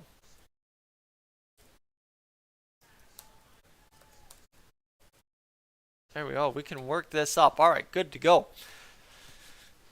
15:04 to go here in this second period. The Oilers try to feed it in front. Can't feed it short side. Nice attempt there. And now again, another opportunity. Nugent Hopkins whacking away. Can't do it. And this Oilers line continues to just create chaos in the Oilers offensive zone. The Canucks defensive woes coming to bed here, but the Oilers need to obviously stop allowing the 2-on-1s, and good looks there for the Canucks, as that is to Smurfy's comment, as we're trying to get things going, and this one worked ahead. Tipped in by the Oilers, in on Spencer Martin. It will die outside of the trapezoid, so he'll have to wait to play it, and that's going to be worked ahead by Stillman, who gets it ahead to Garland. Garland across the blue line. He'll walk in and try to backhand it in on Skinner. A nice save there. And the problem is with the Oilers' goaltending and defense is usually at some point they bend and break, and right now you just don't want to see that happen for Skinner. You didn't want to see it happen for Campbell against San Jose, and hopefully that does not end up being the same old story here again tonight, as that will be an icing call against the Oilers. Here we go. Camille, welcome back. And what do we got here? Big Willis, final score prediction. I think for the Oilers, they should be able to coast this one home. Something like 4-1, 5-1 if they really put the pedal to the metal kind of deal. And really all I'm looking forward out of this game is just win and allow the depth guys to play the majority of the game, right? If the Oilers get up to 3-0, get a quick one to 4-0, I think you'll see the Oilers kind of sit back and just try and finish this game off here by playing a smart, steady Eddie hockey game the rest of the way home. And that's really all I care here, as I think the sentiment is right now the Oilers need more, and kind of sitting back here in this period so far, other than the few good cycles in the zone, haven't helped the Oilers much at all, and they are just not crisp with the passes. Here comes Brock Besser the other way. Nice defending by Nurse and Kane to knock him off the puck, but he comes up with it again for a brief moment. Oh my goodness, everybody's overskating this puck, and the Canucks are going to be able to set up shop now in the zone. This one getting going. Another save though for Stuart Skinner on the point shot from the boards. Skinner the glove saves. Studnicka the denied player, and we have ourselves a stoppage in play. Holy goodness. Stuart Skinner, that save was unreal to make sure they got the job done, but yeah, we need no injuries, need to score some more goals, and obviously win this hockey game.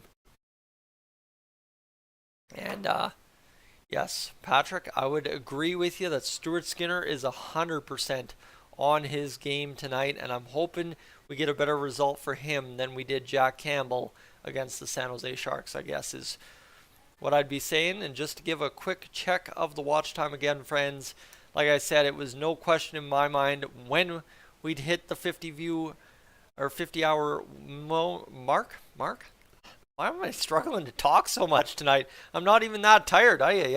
But yeah, that's where we find ourselves. Just give me a second. I'm gonna step off camera for a second.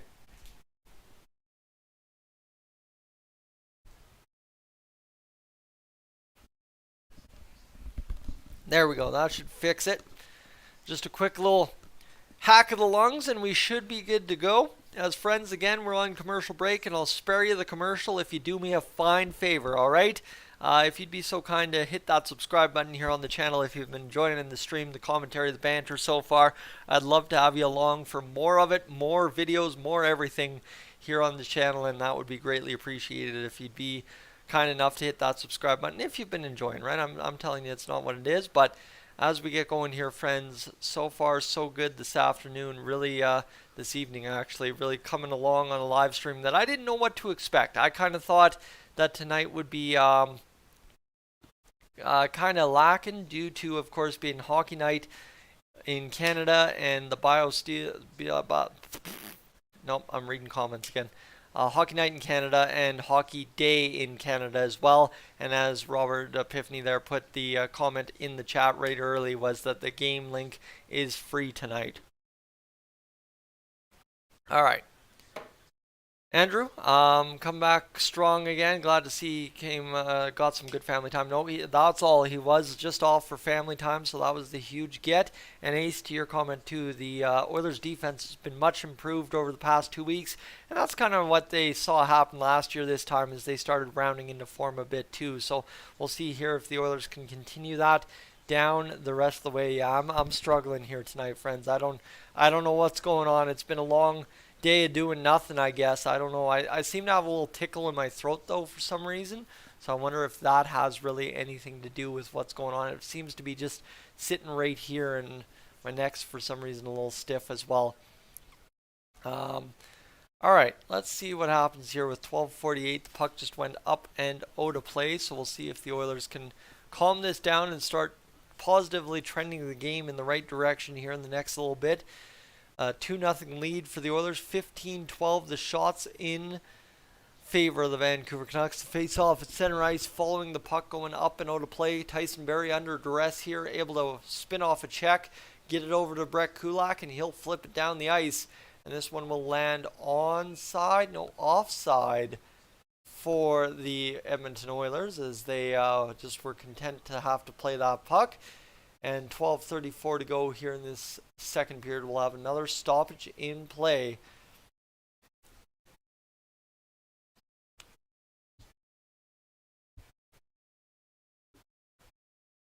And all right. Like to see the Oilers, of course, expand their lead here in the next little bit. It would be nice, as folks have mentioned in the chat, to see Leon Draisaitl get in on the party tonight. But hey, if the Oilers can win without Leon Draisaitl in the party, I wouldn't mind that as well. Just a nice quiet night for a big superstar. And the depth comes up with some goals. That's not at all a bad get, as this will be Darnell Nurse picking up the puck behind the net after the face-off in the Oilers zone. Ryan McLeod, a nice play over to Dylan Holloway, and he's got him on a breakaway. Here's Warren Foegele, stone hands, plays it in front, comes back. Couldn't get it going. The Oilers poke check it off the stick, but the Canucks tighten up the other way. And here comes Curtis Lazar looking for an opportunity. He's going to fire a shot towards the net. Denied there again by the Oilers defense. And that was a good looking chance for Warren Foegele, but just could not finish another breakaway. And unfortunately, right, all three trade candidates in the lineup. I know there's been talk today from Daniel Nugent-Bowman that the Oilers might be interested in extending now Derek Ryan, who was placed on the trade block. So we'll see what happens there. Oilers come up with the puck. Nice nifty play over to Connor McDavid, who's breaking free, trying to get it to Nuge. Couldn't do it back door. 11:22 to go, and this one will be fired back into the neutral zone where the Oilers play pitch and catch. 11:15 to go in this second period, and they will move it ahead and miss the pass. And it'll go down into Oilers' possession somehow, as Tyson Barrie on a beautiful pinch was able to get the job done and move that one around. 15-12 to go here in this, or 15-12 the shots here in this second period. 10:51 to go here in the second period. Sorry, pardon me. Like I said, a little scrambled up. Not too sure why. Going to have to maybe take a little bit of a break and go grab something to eat in the second intermission. Maybe that's quite the problem. Not a proper dinner, not setting myself up for success. But here's Zach Hyman over to Draisaitl, scores. Just like that. Quiet no longer. Zach Hyman, a beautiful feed and a one-timer 5-hole on Leon Draisaitl's shot on Spencer Martin, and the Oilers take a 3-0 lead. Yes, sir, we like to see that. That's not bad at all. Give me a sec, friends. I'm going to go upstairs just for a second. Something just doesn't seem right.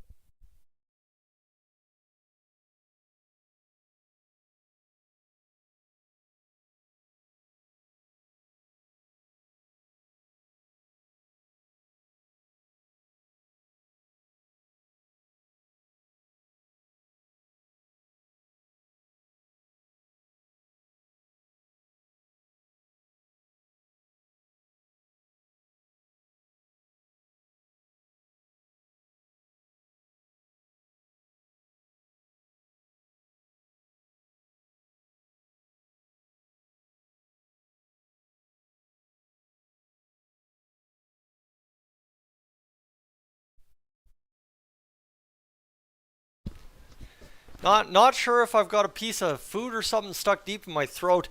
Something just seems to be tickling the back of my throat there. Apologies, friends, as I think we finally figured it out. I could feel something move around in my throat there, so apologies if that's too much information, but hopefully I've cleared that out and we should be good to go here as the Canucks get in on the attack. They go back behind the net. JT Miller getting it over to Connor Garland. And so far the voice seems to be feeling a little bit better now as we've kind of got that situation fixed up. 9:37 to go here in the second period. The Oilers get to the attack. Connor McDavid busts through. The Oilers up 3-0. Like I said, get up 3-0 and then hopefully, of course, get up 4-0 almost immediately after. That's kind of the effect we're looking to do here, and the Oilers will fire this one in behind their own net. No, they're going to go reverse to rely on the boards and try and keep that play alive. All right, good go. And the Oilers are going to be able to break out here now as Evan Bouchard skates it through the neutral zone. He's going to see, yes, Puljujarvi is an option. Plays it past him. And it goes around and in the corner where Puljujarvi, again, big body, big stick, continues to disrupt the play. And there's Connor McDavid getting going. Here we go. As yes, Puljujarvi gets in on the attack. He's trying to get things working against Dermott. They're playing the puck alive still here along the boards. And this one's going to finally free up to Puljujarvi, who gets Dylan Holloway free for a second. But unfortunately, the puck missed his stick. And this will be flipped in by the Edmonton Oilers as the Canucks regather in their own zone. 8:35 to go here. The Canucks still have the shot lead. That was a beauty of a goal there from Leon Draisaitl. We won't mind that at all, as that was a big-time get to put the Oilers up 3-0 after kind of sitting back at a point in this first period. Luke Schenn over, and a nice play there. Gets it back into possession for the Canucks. Good 1-2 pass, and they flip up on the rim around into the zone, and so they can't get that going. And here's Curtis Lazar, who fires it down deep to Lockwood. Lockwood will overskate the puck, and the Canucks still battling along the end wall. They continue to keep possession of it here. Joshua comes up with it for a brief moment. Luke Schenn fires the shot, blockered away by Stuart Skinner. And with 7:50 to go here in this second period, the Oilers are going to bust too wide on the Canucks, 2 D-men. And here comes Ryan McLeod firing a shot. Glove save Spencer Martin. He'll freeze it up. And that will be held up and held by the Canucks goaltender. And Santok, can we play Vancouver every week? Well, I wouldn't mind playing Vancouver every week. I wouldn't mind playing Calgary every week. I wouldn't mind having the old days of the rivalries back for sure. Playing them 8 times a year, that would be a good old time for sure. And here we go. Did I actually miss anything?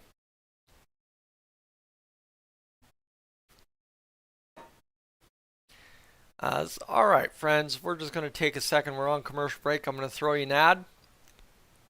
Things seem to have simmered up a little bit with clearing my throat finally there, so that's good. I mean, here we go. That's kind of the danger too. You just never know with eating chicken wings for lunch how the rest of your day is going to play out. That's danger, right? Chicken wings are a dinner meal, not a lunch meal. Tyson, when will you learn? But chicken wings are about to be an after-stream meal as well. I promise you that. Saturday night, I always advertise it. Wings on the couch. Let's go. Here we go.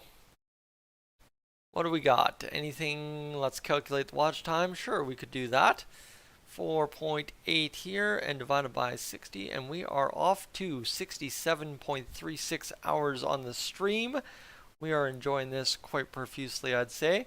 And honestly, that game against Tampa was incredible. I think it was pretty unreal in retrospect, right? In real time, just kind of living and watching it, I think just if the excitement had continued all game for sure, but I think both teams realized there was a hockey game to play in the back half of that game, and they both clamped down, and it got real interesting, and somehow the Oilers still squared it away with a victory. I still think, to me,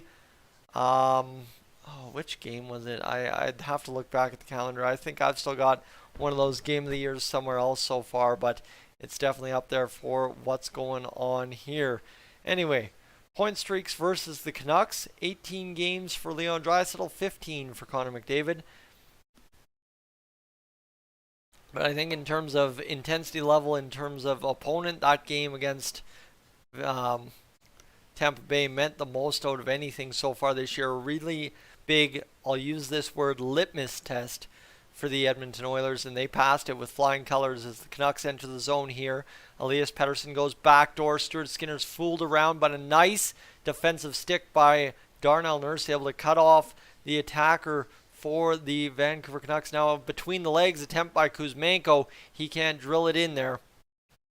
And this is going to go back into the boards and a chance for Tyler Myers as they will fire it around the boards a little bit here, and Kuzmenko gets it going as he will continue to play that puck for the Canucks, and the Oilers bust back the other way. Here's Leon Draisaitl playing it across, and it'll be fired into the zone, and an opportunity now down low to Spencer Martin, who leaves it there accidentally for an Edmonton Oiler, and it'll go back to the point as the Oilers set up shop in the offensive zone yet again with the top line on the ice, as here's Connor McDavid sifting over to Tyson Barrie, who again gives off to Connor McDavid, and they're going to try and work this one like a power play to some degree as McDavid sees it off of Pettersson into the corner. And there used to be a day back in the day where we were looking to a marquee matchup between Pettersson and McDavid. McDavid a backhander on Martin, denied again. There's Kane out there this time with Hyman and McDavid, and again McDavid's got the other team trapped on an extended shift. Kulak keeps it in. Barrie near sideboards, he'll go back up to Kane, and that's what I said. The Oilers are kind of working this shift like a power play just in terms of player deployment on the ice, and finally the Canucks clear it out. As this one will go back down 50 or 5.5 minutes left in this second period. Canucks will come across with the puck and look to play it out of their zone. Turned down the ice, and Bo Horvat in possession in front to Connor Garland. Can't get it going. The Oilers have taken the shot advantage finally, 17-16. So that's nice to see for sure as the Oilers finally battle back and getting the chance to get it going. And I guess to your degree, I guess 5 minutes and 21 seconds to go here in the second period, and we're only at 9:26. So this game, to Normander's point, flying by so far. I don't mind that at all. We've had some wide open action, some long shifts in the offensive zone for the Oilers, and a chance in front for them to clear this puck. Cody Ceci battling his man there. He's going to get tied up, and the Canucks are going to come out to the side of the net as here's Horvat. He's looking to go, and here's an opportunity. Wrist shot, fired in, save, and Stuart Skinner will cover that puck up and stop play right here. All right, good to go.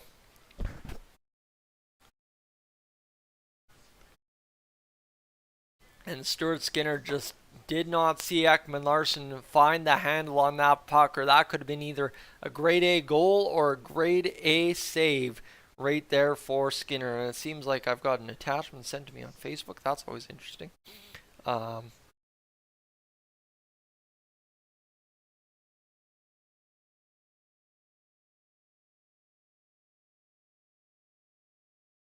Alright, so apparently there's something in Airdrie that I need to be aware of, but it is what it is. As 876 on the stream, 453. Friends, we are blitzing along here tonight. Appreciate you being along for the ride. If you haven't had a chance yet to hit that subscribe button, I'd appreciate that one more time.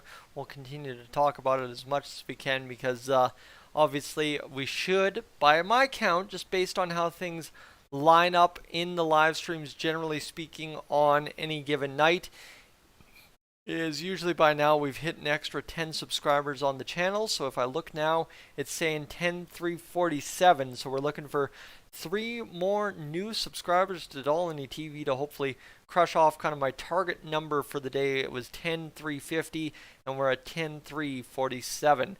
All right. Nicholas isn't believing that we have 2 awesome goalies now, but that is indeed seeming to be the case now for the Oilers as they're getting things together with Stuart Skinner and Jack Campbell at the same time for the first time all year, for sure. But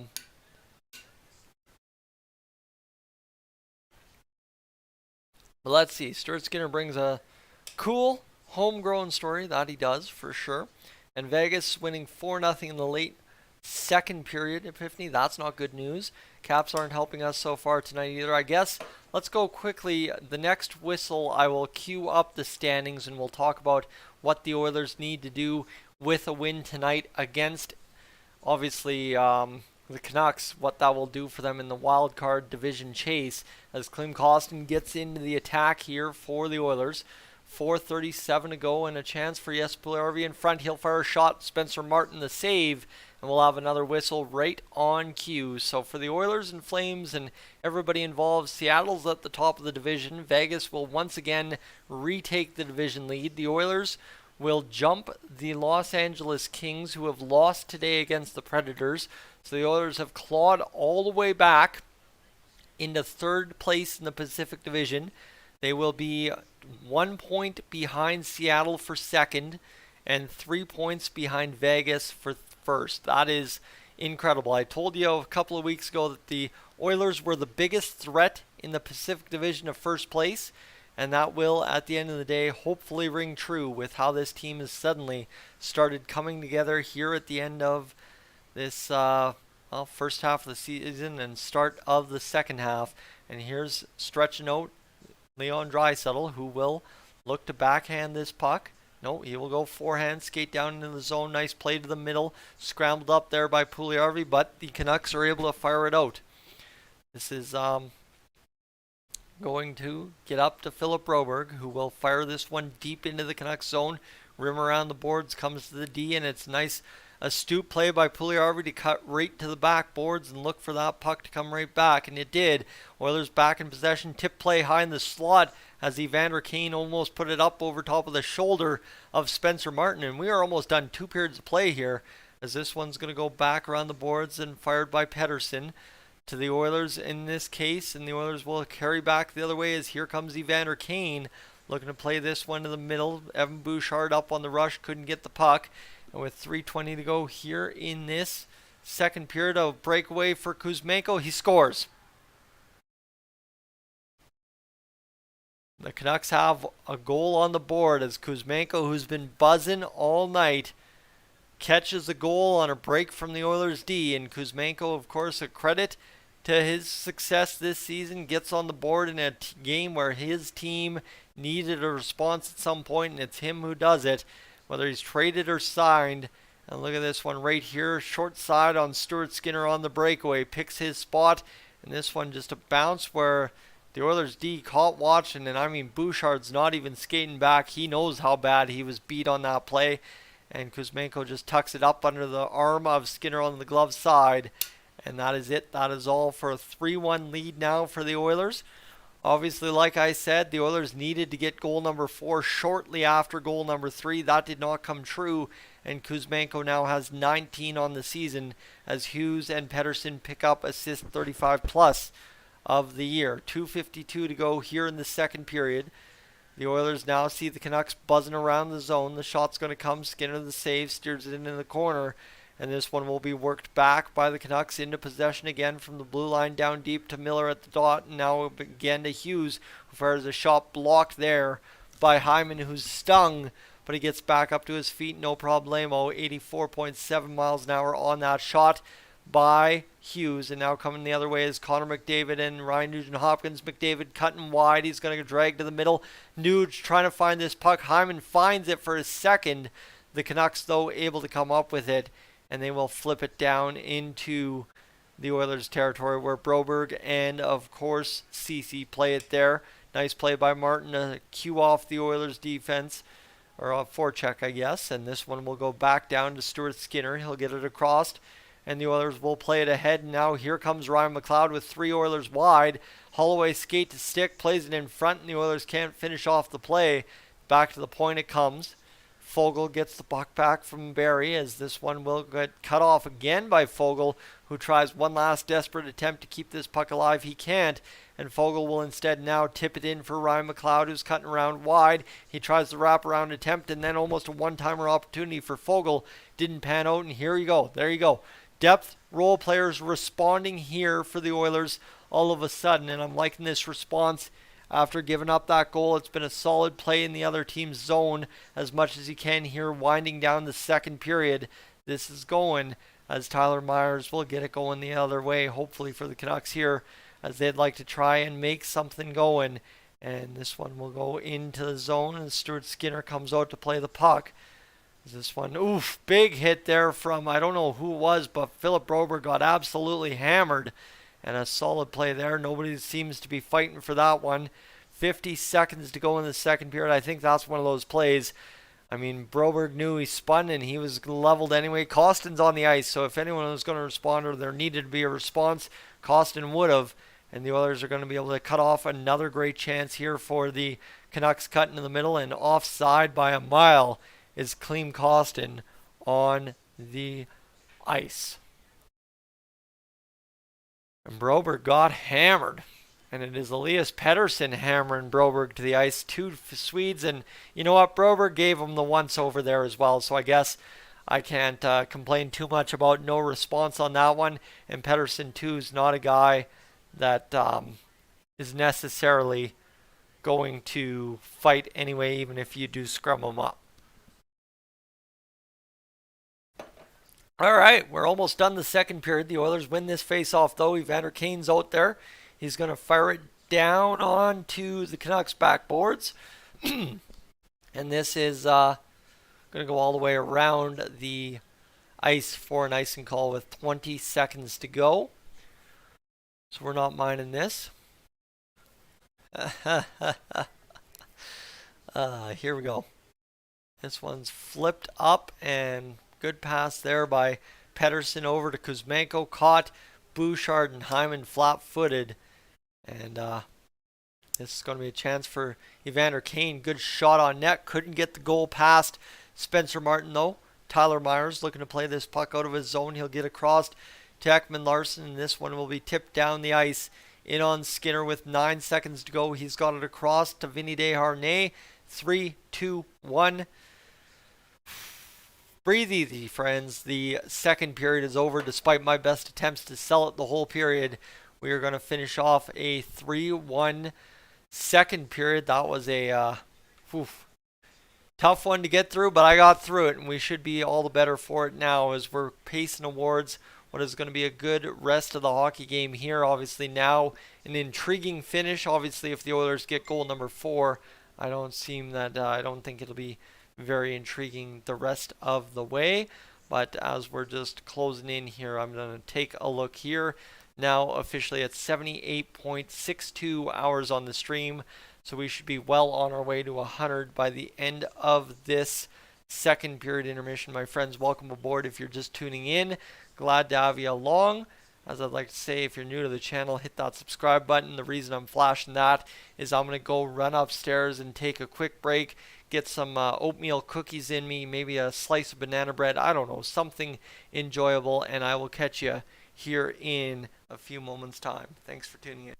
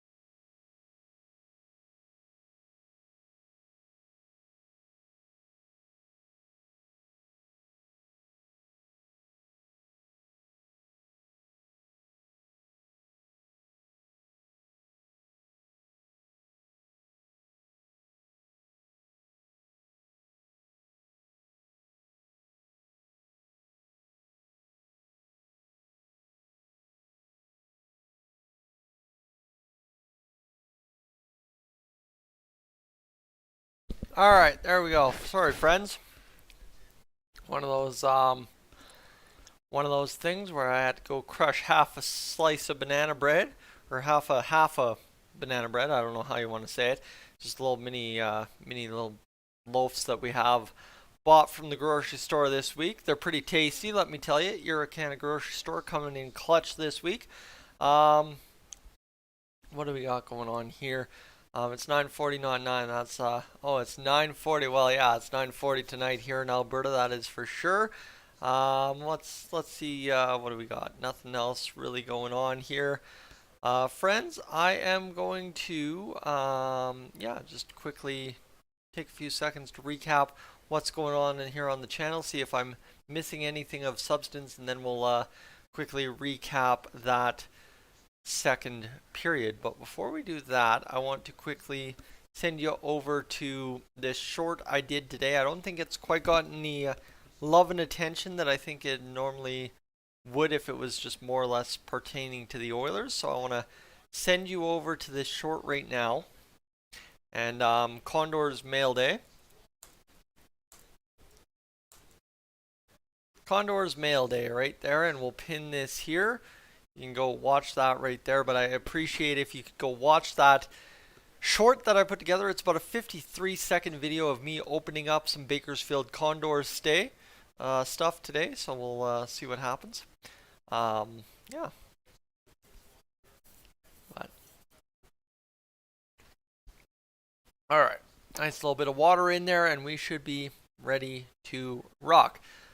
Friends, we'll take a look at the subscribers right now, but then we'll head over to the second period recap and see what the Oilers have been doing. And it looks like the appeals have worked. Another subscriber gained, and we are at 10,348.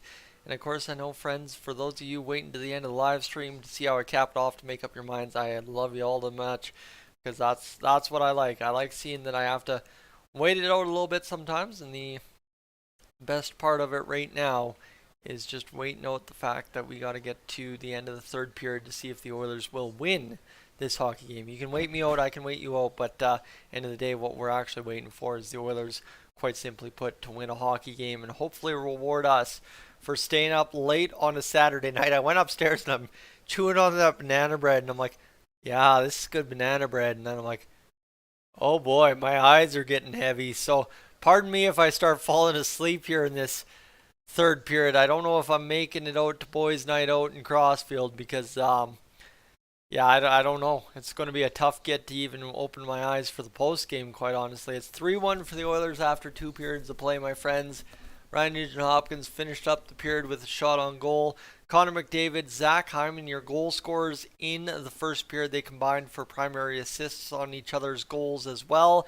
And Ryan Nugent-Hopkins picked up his 34th assist of the season. And then all of a sudden, that Leon Draisaitl goal, another beautiful play by Zach Hyman for his third point of the night.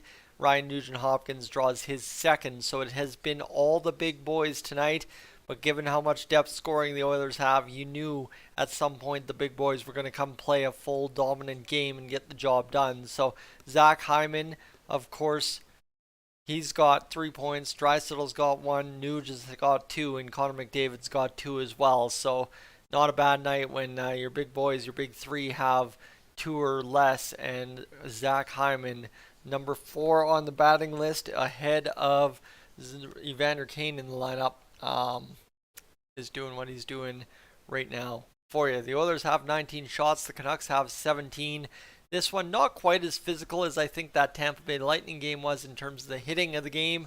19-12 for the Canucks in that first period, in the first 2 periods, sorry. 19-11 the face-offs for the Edmonton Oilers over the Vancouver Canucks. So they've definitely taken over in that category. And the giveaways and takeaways are pretty much the same. Block shots dead even at 7. Just a quick look of ice time here in this period so far for the Oilers. You look at the deployment, 9:54 for Barrie, 10:10 for Bouchard, 12:01 for Broberg, 10:11 for Ceci, 8:19 for Vinny Desharnais, who I did expect to see quite substantial ice time in that second period. By the looks of it, he got some of it. Leon Draisaitl's played 12 minutes and 6 seconds this game, obviously because the power plays just haven't been there. Fogel's played 8:34. Dylan Holloway's played 8:51. Zach Hyman, he's got 3 points and he's played 12 minutes and 12 seconds so far. Evander Kane, he's got 12:02. You've got Klim Kostin at 8:32. Brett Kulak at 11:37. Connor McDavid at 14:40. Ryan McLeod at 9:26. Ryan Nugent-Hopkins at 13:23. Darnell Nurse at 17:04. Leading the way for the Oilers tonight. And then yes, Puljujarvi's up there at 10:36. I know it's very often a situation where his ice time is heavily criticized by many, but his ice time is at 10:36 tonight, which is pretty fantastic after 2 periods of play. But again, victim of the Oilers getting those victories early, I guess you could say, right? If the Oilers are to win this game 3-1, 4-1. They did not win this game in the third period unless the Canucks absolutely push and Stuart Skinner stands on his head. But I'd assume right now what I'm saying is like they put it to bed early and coasted home in that third period. Derek Ryan also playing 8:22 in the first 2 periods. Stuart Skinner with a 941 save percentage through the first little bit. Leon Draisaitl's won 90% of the face-off draws he's taken for 90%. That's 9 out of 10. That's pretty phenomenal. Ryan McLeod's at a 42.9. Connor McDavid at 60. Nuge and Ryan at 50 apiece in the face-off dot.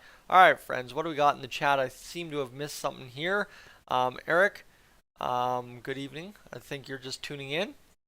And is there anything else we're missing? I think you guys are just pretty much tuning in and chatting amongst yourselves pretty good. And Eric, you're asking if there's anything special in the mug. No, it's just water. Trust me. You'd be surprised to ever hear if there was anything else in the mug. I will promise you that. Anyway, friends, we're seeing what we can do here. Again, an appeal here if you're just joining us here on the channel or joined us a few moments ago. If you haven't had the chance yet to hit that subscribe button, I'd appreciate that. And other than that, we're going to appeal to the other side of the stream right now where if you haven't left a like on the stream, we're at 62 folks watching the stream right now. We're at 48 likes. I'm sure somewhere in that 62 are 2 people who haven't left a like on the stream. Obviously, if you leave a like on the stream, that's one indication to YouTube that says, hey, this stream's a good thing. Let people come here. Tell them to come here. And we can finish this off here in this third period with a rocking crowd to hopefully watch the Oilers finish off Bruce Boudreau's tenure in Vancouver. Obviously, what they're doing to Bruce Boudreau in Vancouver is not nice, not good, not right, not at all justified. What the heck they're doing, I don't know why. But at the end of the day, too, is it will be his last game no matter what. Eric, the Oilers are playing good. That to Darcy's sentiment as well.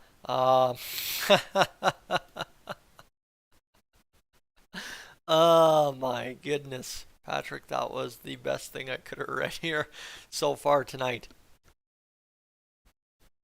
as we are rolling along. Friends, we've just crossed that magical 5-minute watch time here on the live stream. Thank you for being a part of the stream so far and hanging out with me as long as you have. It's been nice, especially to see Epiphany be able to hang out with us for as much as he has this evening, because obviously it's made mention several times by himself that realities sometimes allow him to hang out, and other times he's pulled away quite quickly from the live stream. So glad to have you along, my friend, tonight. And to the regulars in the chat, the first timers in the chat, everybody that's just kind of hung out. And I guess this is the time of the stream usually where I thank those of you sitting back at home who, I assume if you've hung out for the entire stream, are a Dolynny TV regular despite not having a YouTube account to hit the subscribe button with. I appreciate you just as much, because honestly, right, these 54 viewers live that we all see is magical and it's nice and it's fantastic. But at the end of the day, the chat is only such a small portion of that 54 number, and I really appreciate if you're hanging out with me tonight and you've spent the whole stream or even 10 minutes and you can't subscribe, you can't like, none of that, but you're just watching. That counts for just as much as anything else, and I thank you so much for it. So, with that said, friends, Cole Caulfield is out for the rest of the season. He bummed up his shoulder at some point. He's been playing through it, and the Oilers are just about ready to play this third period, but it looks like we're going to have a word from the Chevrolet Good Deeds Cup. But yeah, for Cole Caulfield, he's out for the rest of the season. Montreal in full tank mode as well. Although they beat the Leafs tonight, and I think they're going to be a little fire under their bellies there to try and play very well to get this done.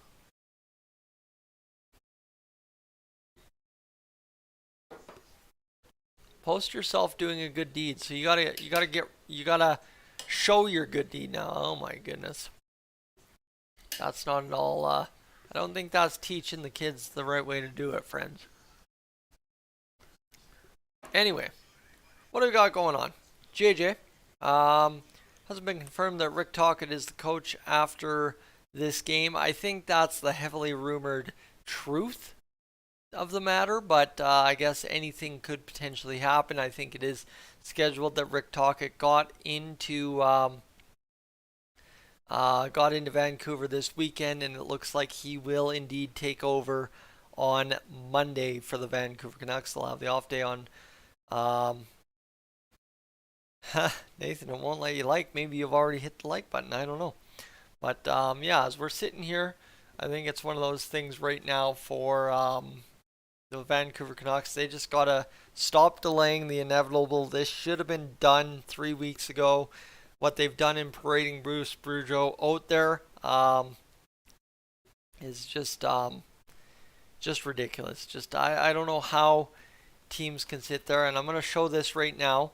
As you friends are going to see this, right? This is the same one I posted on the community tab on Twitter today. So yes, I'm still drinking from this one. Just trying to get a little something there. That was a little aggressive, but there's just a little bit still left in there that I can feel. So I'm trying to get that out. And yeah, that's where we're sitting, right? The old BioSteel, we got it under and done. And I sit here and I'm looking at myself, and this beard is getting more and more out of control by the day. Like I said, oh man, trying to pound back every last drop. Pradinsky, we're hoping 7-0-0. We're hoping. At some point, I mean, BioSteel is going to find this just inevitable that I'm never going to give up until they have to. But Ralph Kruger's looking for work. Of course, Dave Tippett's looking for work. There's a lot of head coaches looking for work, and somehow Tocchet is the man that comes out of the woodwork for the Vancouver Canucks, more than likely here by the end of things, which is not a bad thing. I mean, Rick Tocchet, I think he deserved a little bit better fate in Arizona, and we'll see what happens here. But yeah, I would just like this commercial break to end so as we can get back to Oilers hockey, so as we can go win a hockey game here. It's obviously the second intermission still. The Oilers and Canucks just about finished up here. Hunter Ryan Singh on the call tonight with Louis DeBrusque. Obviously, if you are unaware, with commentary duo for Hockey Night in Canada. And here we go, friends. Let's go finish this off. The Oilers, again, that dangerous 2-goal lead. Bruce Boudreau not looking all that great on the bench. He's looking a little concerned out there, but we'll see kind of what his team has in store for him to finish off his coaching career on the Vancouver Canucks tenure. All right. Face-off's down. Canucks win it, and there we go. We got less than 20 minutes to go till this game is potentially decided, unless indeed we go to overtime. Stuart Skinner out to play the puck. It bounces around a couple of times, and Kuzmenko's there before Skinner can play it. So Brett Kulak battles him off. The Oilers play it right in front, and they're going to be able to bust out of the zone immediately. Brett Kulak battles it ahead. There's a balloon in the stands. Here comes Derek Ryan. He fires the shot. Backdoor. Oh, Evander Kane thought he had scored, but not indeed did he. As now a chance here for Derek Ryan on a breakaway opportunity. Didn't realize he had all that space. He was getting chased down, so he passed it off. Elias Pettersson back into control, and we've already played 45 seconds here in this third period. So the Oilers getting things going, and I think indeed it's pretty much cemented that I will be going to bed post-game here tonight instead of going to the boys' night in, watching the after hours, I guess, all I'd be able to catch. But here's Zach Hyman, the top line now out there for the Oilers. Hyman looking to pace 4 points this game if he could. And here's Hyman dragging around behind the net. He'll go back up high, and Cody Ceci sees that one escape the zone on his backhand. So he'll just gather, fire it in, and Spencer Martin goes to play it. The Oilers see everybody in the zone miss it. Nice keeping at the blue line by the defender. And there's Zach Hyman moving it ahead to Connor McDavid. Cody Ceci comes down to pinch.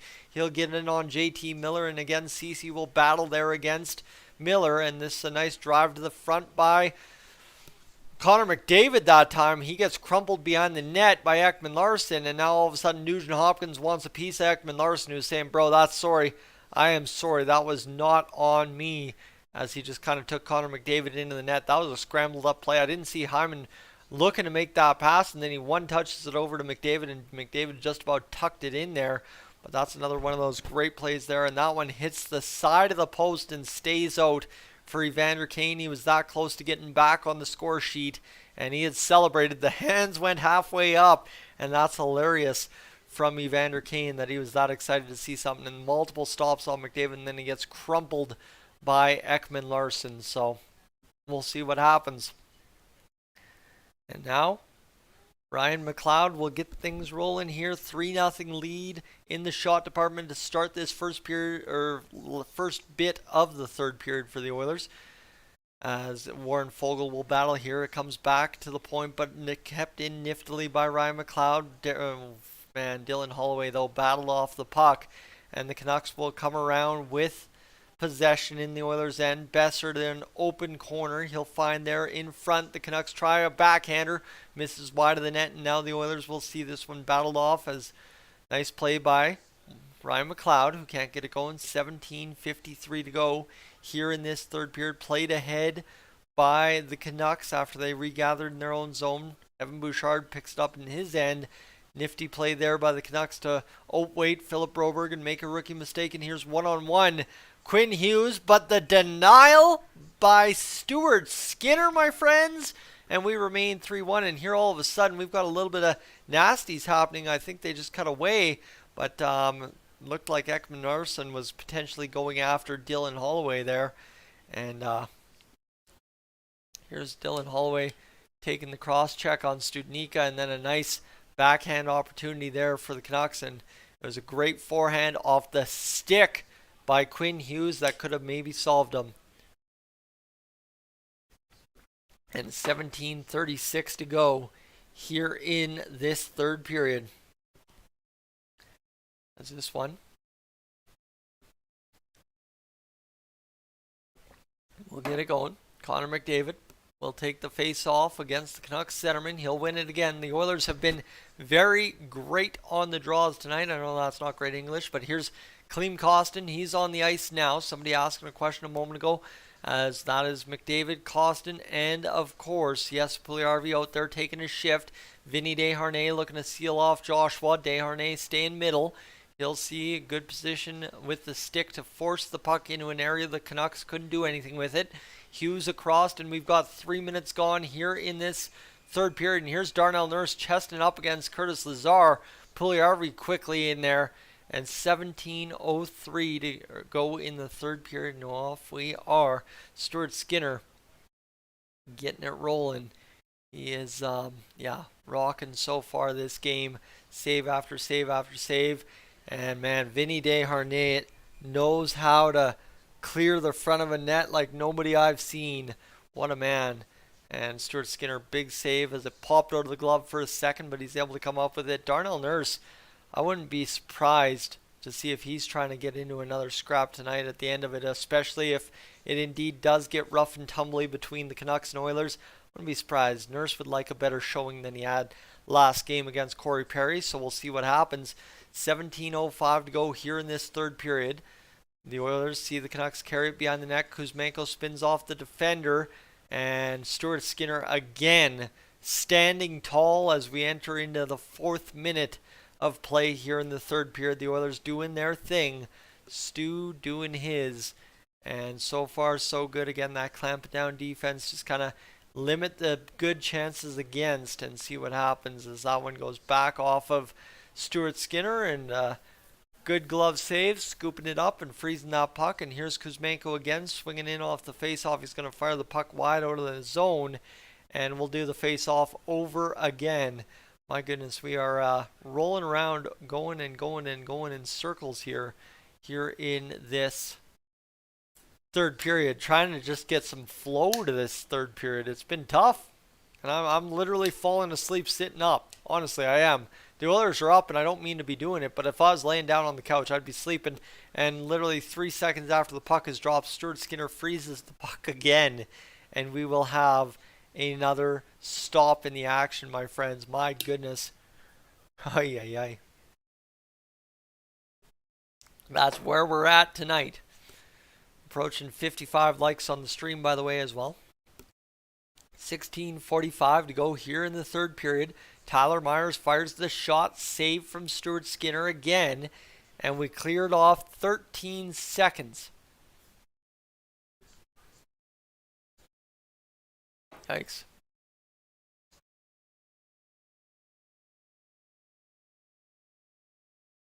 And the Harold Ballard documentary streams tomorrow night. Interesting. I'll have to catch that. And we'll see what ends up happening here. Uh-oh. Something bad happened, apparently, according to the chat. Shot fires, Miller scores. Traffic in front. Not much you can do. A good rip shot from a good player in JT Miller. And, I mean, the puck just would not leave the Oilers' zone. Everything just kept being frozen up by Stuart Skinner. And the Vancouver Canucks get it going here in this third period, getting the next goal 3-2. And, now all of a sudden she gets interesting here for the Oilers. That one just goes right through everybody. Traffic in front. Everybody's in front of that puck. Watch 1, 2, 3 bodies back of the net. That's a tough one for the Oilers there. A knuckle puck that gets right through Bo Horvat and Captain Connor McDavid. And the Canucks have responded with 2 goals right away here. And now all of a sudden it's going to get interesting down the stretch. Hey, it got interesting against the Lightning down the stretch. And maybe the Oilers winning some tight ones, not necessarily a bad situation for the Fortitude. And the Bruce, there it is, chants are the loudest I think I have ever heard at Rogers Arena. That was absolutely insane how loud that came through on the broadcast right there. But then you know they would love to do it one more time for Bruce with the Canucks and the Canucks faithful in the building tonight. Here's Connor McDavid looking to change that though, and that's been the nice part so far from the Oilers tonight is they have led all night. They have known what's at hand tonight for the Canucks and of course what they need to do to get a lead and win a hockey game. You've given up the last 2, but this is going to be interesting to see what happens here. 15:32 to go in the third period.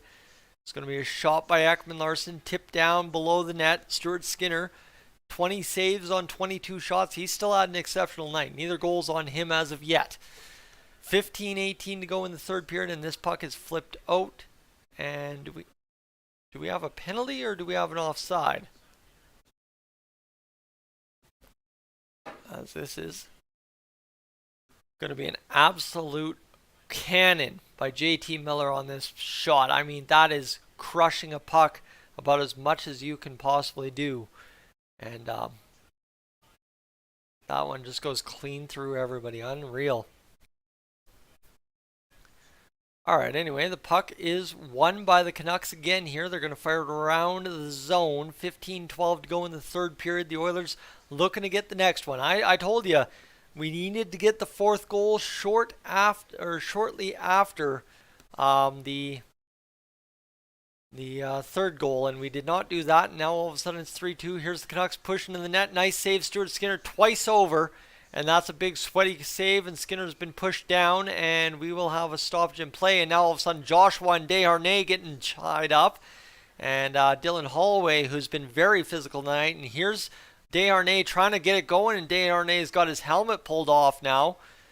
And Desharnais is telling the ref, yo, bro, I don't like this at all.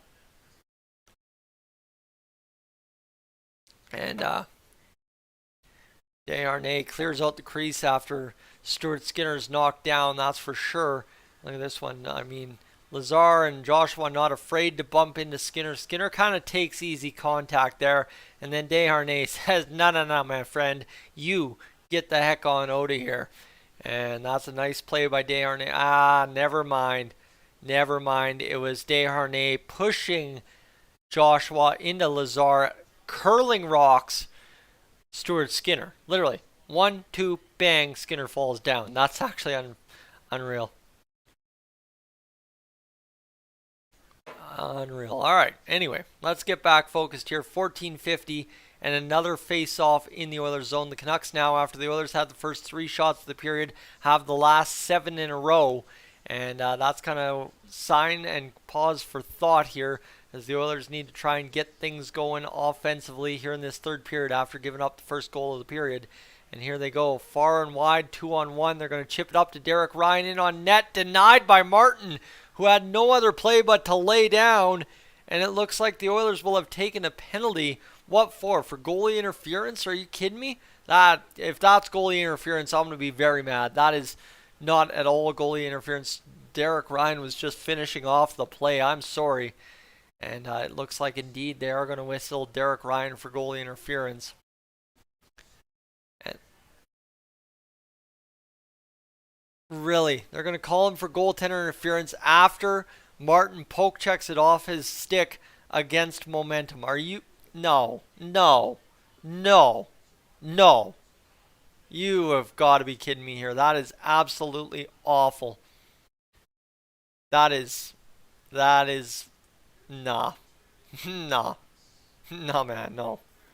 Canucks get a power play here. They get a gift. They get an absolute gift of a power play here. And the Oilers will scramble up the draw, but Quinn Hughes out to play it right off the face-off. But a nice play there by McDavid, almost forced him out of the zone. Miller to the slot, shot fired up over top of the net. Darnell Nurse tries to clear the zone. Nugent Hopkins does finish it off. And this one will go back the other way as Darnell Nurse will get it going. 13:49 to go. Connor McDavid plays it back. Misses all his defensemen who aren't even in the defensive zone on this penalty kill. And the Oilers will chip this up the boards again and kill the penalty. So far, so good.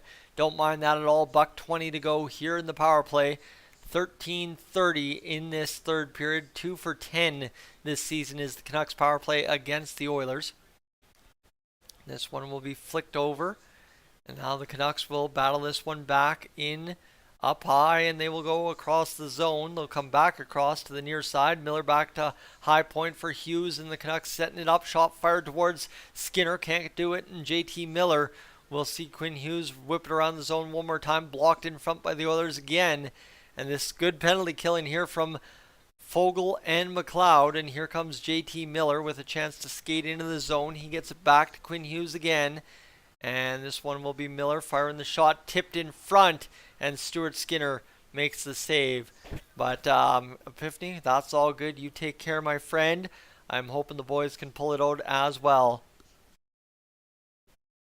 And that is a huge save for Stuart Skinner on that tip play in front by Brock Besser.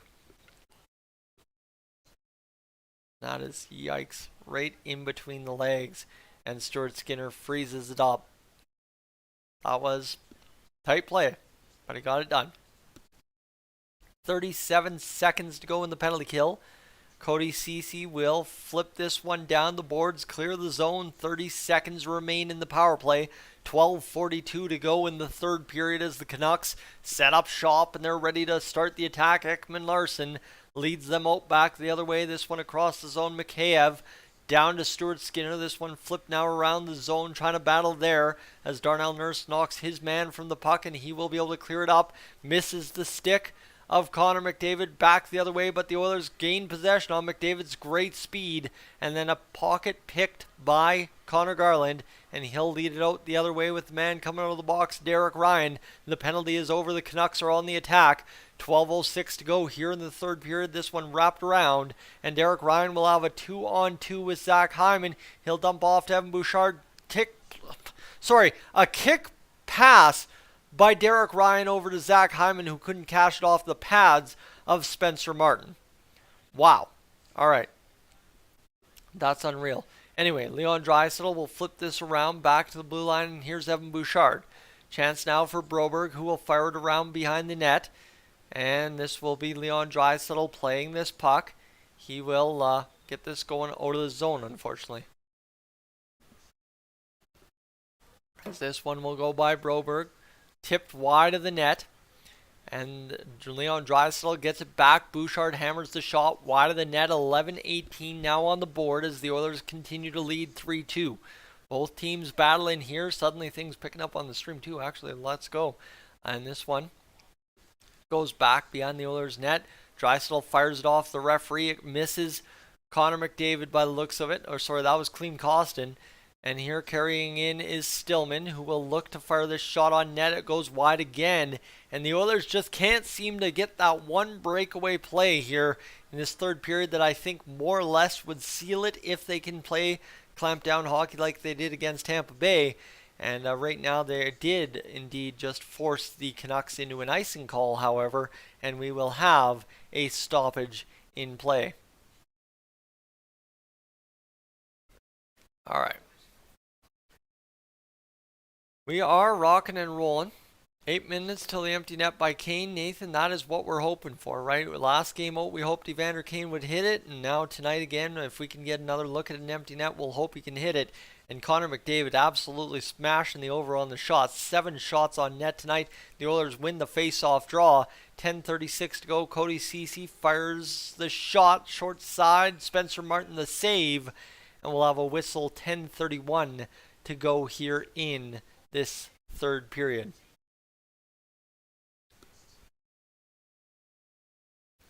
And I'm going to take a quick bathroom break. Sorry, friends, and I'll be right back.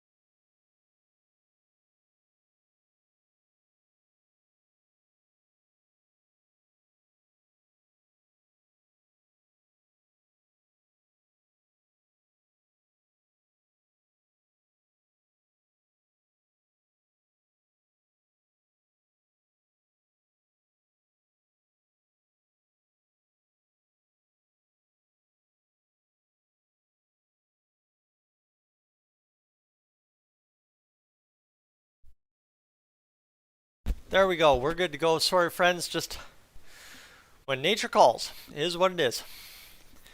That's where we find ourselves here on this third period. The Oilers have ourselves going a 3-2 lead. And we'll see what we can get going. All right.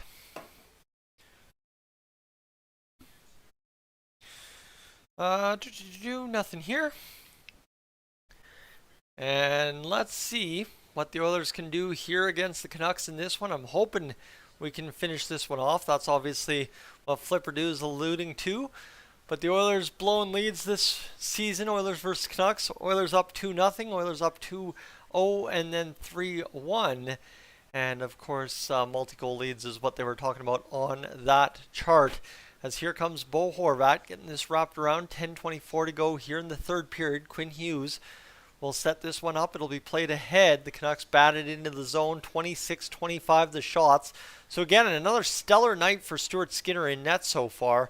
And again, when both your goals against aren't your goaltender's fault, given the fact of 26 shots against, you've got this pretty well. And the Oilers are doing all good.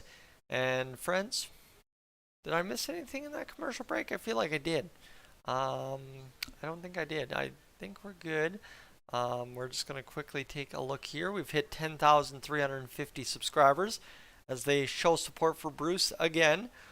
And let's see what happens here as the Oilers will fire this puck ahead. Tipped down by Leon Draisaitl, who carry out and get it across to Evander Kane. Draisaitl tries to wrap it back to Kane, can't do it. Battle there, gets it going nowhere. And now Evander Kane comes in heavy crashing. And that was kind of one of those plays that's just where it was going. And now a chance for Mikheyev, denied by Skinner. 9:40 to go here in this third period. Evander Kane in his own far side corner picks up the puck. The Oilers battling. Puck to the front, off the skates. The CC back into the near side corner in the Oilers zone. Shot ripped by Pettersson, blocked in front by the Oilers. Leon Draisaitl under duress, able to get that puck out. And this one was a good play by the Oilers to just kind of bend, don't break right there. And 9:15 on the clock as the Oilers get into the offensive zone. Tyson Barrie will skate into a puck on the near side, fire a shot off of the chest of Martin across the zone, and this will be played ahead again. Thankfully for the Oilers, not too many penalties tonight against the Canucks, which is always a good recipe for success. As the Oilers' Tyson Barrie skates onto this puck, he'll go cross side, and I think he had Connor McDavid backdoor, but just could not get it going as the Canucks overskate a puck. Batted down by Horvat to Miller. Miller tries to go in front, but cut off there by Barrie, who Nuge will come onto that puck, flip it up to the middle. Connor McDavid, after looking like he was dancing around earlier this game, has suddenly started getting clamped down a little bit heavier in this third period, I guess. As the Oilers will come across, cut off there by none other than Warren Foegele, who almost had another break attempt. Dylan Holloway, though, content to play it back, and now a stretch pass for the aforementioned Foegele, who comes into the zone. He goes down low to, I believe that is Holloway, who goes now lower to Ryan McLeod. McLeod plays it over to Warren Foegele, and the Oilers have a penalty upcoming, a high stick against Warren Foegele. And now a little bit of trash talking there between Ekman-Larsson and Foegele.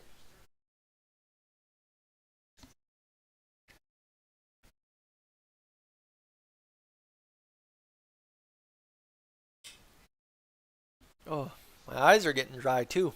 That's the problem. I got 3-point lighting in this room, and I think I have that light. That light should be there, and those other two lights should be on the sides. And being as tired as I am, I was up till 2 in the morning thinking that maybe the Oilers will trade for Bo Horvat or Luke Schenn in the middle of the night.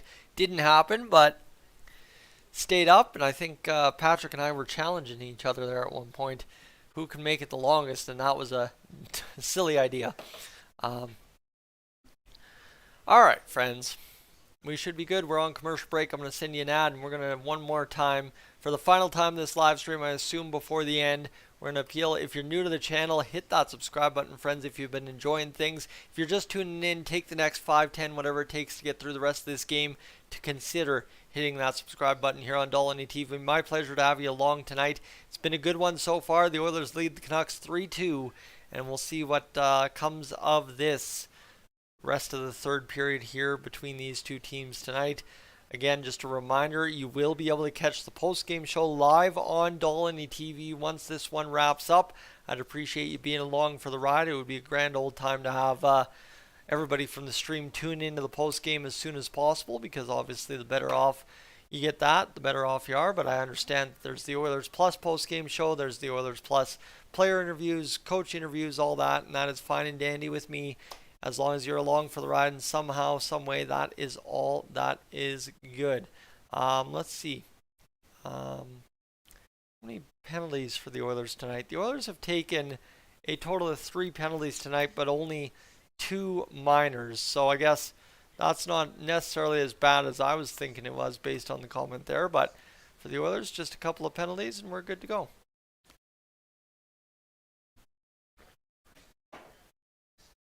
As this one came along, the shaft of the stick hit Ekman-Larsson up high, so the Canucks get to the power play, and this here is a really good momentum booster for the Oilers, right? If the Canucks can't capitalize here, all they do is kill 2 minutes of their own time to try and tie this one up and gets us within that about 5.5 minute mark of about the 6 minute mark of this third period if the Canucks can't capitalize nor set things up. Obviously, We do need to try and get this going here on this penalty kill, and maybe even I would take a shorty to break the backs of the Canucks on this one and just completely demoralize them. I don't know. Maybe that's just me. The Oilers able to clear it out of the zone here as the Canucks yet to set up substance in the Oilers zone. A $1:10 to go in the power play. Here's Pettersson cutting across. He's got Miller winding it out wide. And again, the Canucks miss a pass. I mean, you can't make this up at this point. The Canucks miss a pass, and it goes out of the zone, and the Canucks already wasted a minute of this power play right here, right now, as Connor McDavid lifts up off of glass and out of play. So this one goes back to center ice, and we have a knockdown high stick play with 49 seconds to go in the power play and a face-off in the Canucks end now. So again, bad to worse for this Canucks power play. They're not really doing anything that's changing things for them. And look at this, oh my goodness, this Canucks fan beating her head. Obviously, she's had some good reactions tonight for them to be on that. And here's Connor McDavid lining up with Evander Kane behind him. The 1-2-2 face-off format here for the Oilers. Connor McDavid maybe trying to skate away with this puck potentially. I'm not sure what's going on. Studnicka talking it over with McDavid and the referee. And the face-off comes down. McDavid pokes it ahead. The Oilers will immediately retreat with Connor McDavid staying high to pressure. The puck comes back to Garland, who plays it back down to Ekman-Larsson and across to the far side. Dumped in now by the Canucks. Cody Ceci gets it up off the boards, and it will be ripped down the ice again by the Oilers, who have exactly 31 seconds owing in this penalty to Warren Foegele. So Ekman-Larsson coming back the other way. Tipped off by the Oilers at the blue line, so they will again clear the zone. And I think there you can call it, unless Spencer Martin and the Canucks are able to rally up something here in the next 10 seconds. The Oilers have done just exactly what they needed to do on this penalty kill. Here comes Garland looking to change things though. 3-2, the shot comes 1, and the penalty is killed. And that was a good solid kill. The Oilers used the Canucks against themselves. Right, a couple unforced errors, one with a minute to go, and then that 49-second high stick. Zach Hyman, a clap bomb from about 25 feet out, trying to absolutely smash one past Spencer Martin. Couldn't do it. And now the Oilers continue to keep up pressure in the offensive zone. And here we go. Maybe suddenly we're going to see the Oilers get things rolling here. As this one back to the blue line. Bouchard fires it, tipped in front, and is that Puljujärvi or Hyman in front who tipped that puck? They're crediting Hyman in the scrum, and the shot from the point, and the Canucks, Hyman was goal, and JT Miller's deflated on the bench. Sorry, I'm confused. They have scored. It's 4-2, and that was one heck of a confusing play. It's another one of those instances where the Oilers defense just floats a puck on net, and it goes in, and I am loving this team as Zach Hyman puts up a 4-point night before making up contact with Martin. Hyman crosses through the crease, and it's Evan Bouchard. Just a nice, simple wrist shot, get it on net, and Zach Hyman is able to tip it home. Don't mind me at all, and I think Spencer Martin induced contact there, and Bruce Boudreau is challenging for interference. All right, game on. So Bruce Boudreau in his final game will use the coach's challenge one more time to try and hopefully help his team win. Not going out without a fight here. But see, I don't think that's a bad goal there for Zach Hyman, simply because Spencer Martin skates into him. I want the overhead view, right? Martin skates out of the crease to make contact with Hyman. Like, it's right on the line, I guess you could say. But Hyman had already put that goal in the net before it was it. And man, JT Miller, man, that guy's gotta take a leave of absence. He's gotta figure out what's going on upstairs, man. He is not okay. Zach Hyman looking here, and they're trying to determine if this is a good goal or a bad goal. And puck went in before Hyman touched his pads. That's what I'm saying. That's what I think Flipper do as well, is that Hyman had already scored prior to contact. Bruce Boudreau just trying to hope the bang of it is enough to fool NHL guys. And yeah, you know what? That skate doesn't even actually contact the pad till that puck had crossed the line. It's split, but is where it is tonight. Hopefully for the Oilers, a 4-2 lead, and enough is enough. Bruce Boudreau trying his best to just hang on to what is maybe another win here. But yeah, we're seeing what happens. Is this one is just a nice shot. Puck's already in. That puck's already in by the time Hyman makes contact right here. Puck's already in. Like before the back of Spencer Martin's. Yeah, no, it's already in. It goes right through before the contact is made right here. Yeah, no, it's already in. It's already in. I think this could be a long one, though, folks. This could be a pretty long one. That's a beauty of a shot, though. I got to admire. I got to admire the Oilers' right-hand shot defenseman. What they've done this past week with shooting pucks on net and just allowing the bounces in front to take care of things for the Oilers. This is fantastic. And oh no. And this is going to be... Oh, you're kidding me. Goalie interference, indeed the call. Spencer Martin skates through it.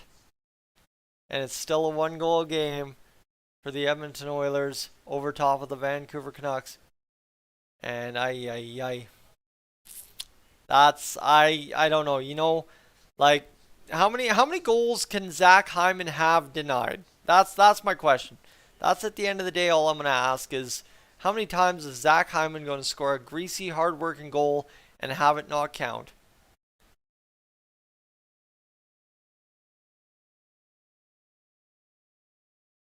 And the fans are absolutely letting Bruce know they appreciate everything he's done for them. Here we go. Elias Pettersson back the other way. And he will fire it down low to the Canucks support. And now Hyman back the other way. He's going to try and get on the attack yet again. Right? This is the only thing for the Canucks is, yeah, you don't take a penalty. But the Oilers have gotten all this rest. And now here's Connor McDavid, Ryan Nugent-Hopkins, and Zach Hyman back the other way. McDavid has to drag to the outside. Nuge to the short side. Almost able to tuck that one home. And then a nifty play there by Mikheyev to keep that puck alive. This one's going to go around the boards. And here's Connor McDavid playing it back to the point. Brett Kulak gets it out at the Oilers' blue line. And now here you go. Here's the simple math. You've got 270 seconds to bleed off the clock with a line change and some zone time. And that's all the Oilers got to do. Stay in the Canucks zone here and make sure you do your job tonight against the Vancouver Canucks and win against a team you're supposed to win against. As here's Stuart Skinner. He plays it off the boards to Darnell Nurse. And now exactly you got 4:05 to go. You've already bled 25 seconds off the clock. The Oilers skirting into the middle. Shot fired. Spencer Martin the save with exactly 4 minutes to go.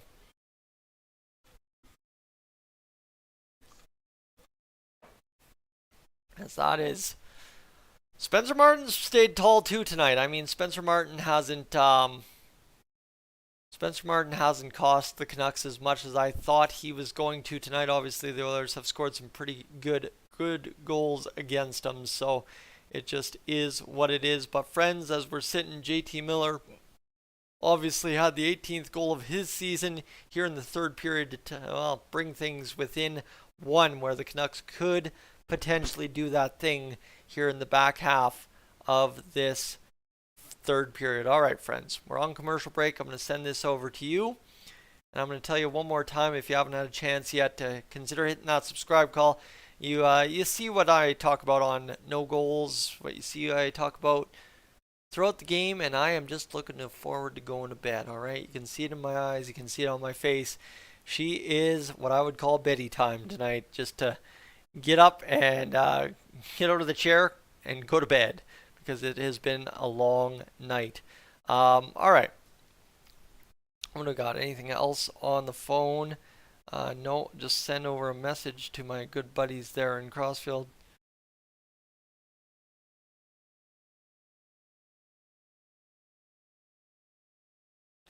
Fading hard tonight. Fading hard. As we're on commercial break, friends, we're just waiting for things to go. As we're seeing if things get going. But performer of the game for who tonight? Who is the question? And it looks like it's going to be Zach Hyman. Yeah, I think that's what they're going to give credit to. Zach Hyman, the Gatorade performer of the night. No overtime, going to sleep. Now that's exactly no overtime tonight, hopefully, for the Oilers. Just get the job done. Coolid, League One Spruce to win his last game, while the Oilers hopefully get it going here. It's 3:58 on the clock. The puck's back down. We're back to action here in Vancouver as the Oilers are battling to try and finish this game off one last time. Here with 4 minutes almost left on the clock, this is an opportunity for the Canucks to fire it off the board. Mr. Darnell Nurse picks it up in the Oilers zone. He'll fire it around and tip it into the Canucks end. 3:30 remaining here in the third period. So at the same point is you got to think about the Tampa Bay Lightning the other game of when do they pull the goaltender, and that's what we'll see what happens here is nice play there by Stuart Skinner to play it ahead, and now a chance for the Oilers to keep things alive here in this third period. It's 3:10 to go in the third period. Plays ahead. Zach Hyman ties it down into, I think I'm hearing Let's Go Oilers chants, to be honest with you. And the Canucks fire it into the Oilers' end. We're inside the last 3 minutes to go. 27-27 the shots on goal. It's actually been, for being a kind of loose game at times, it's actually been a struggle for both teams. I actually don't mind that, seeing the Oilers and Lightning the other game, and obviously the Oilers realizing what they have to do. Nice denial there by Stuart Skinner and the Oilers defense on the Canucks, who had worked it to the front of the net. And now the Canucks trying to keep this one alive. Then instead it's Connor McDavid clearing it out. It's 3-on-2 the other way. McDavid off to Hyman. Back to McDavid. Hyman in front. Side of the net. Shot. Oh my goodness. Flipped up and over top of Spencer Martin by Evander Kane. And wow, with 2:10 to go in this third period, now all of a sudden Spencer Martin getting comfy in terms of going forward, going backward, and trying to figure out if he's leaving the net or not. And it's an icing call against the Canucks with $1:58 to go. And that's where we're sitting now. 28-27, the Oilers lead the shot department. But that was a good opportunity here as Zach Hyman tries to get it. And man, just trickles. Sorry, that was Nugent Hopkins up over top. I saw 9 and that was it. And I hit the post or the stick. Hit the post, did Nugent Hopkins, to put us up 4-2. That was tight. 22-28 the face-offs for the Oilers. The Canucks will fire it down into the Oilers' end, but they are going to get this back into Brett Kulak. $1:48 to go here in this third period. And down the ice it goes here with Quinn Hughes going around, and now Bo Horvat in behind, and this is an opportunity now for the Canucks to pick up this puck. Set me off to bed, boys. Just set me off to bed. The Oilers on the offensive attack after turning over a puck in the offensive zone. It's Kane, Draisaitl, and Ryan ragging down the minutes here with $1:20 to go in the offensive zone. And the Canucks will work this in behind the net. The Canucks now get it out in the center, and they will set up the attack here with Pettersson firing a shot. And I imagine with the empty netter with the $1:09 and Stuart Skinner making the save, we will have a timeout. Is this what you call Swade? I don't think this is Swade. I don't think this is Swade. I don't know. You could be right. But after hours, we'll have Kirk McLean on it. But hey, you know what? We're $1:10 away. Okay? I don't want to curse it, but we're almost here.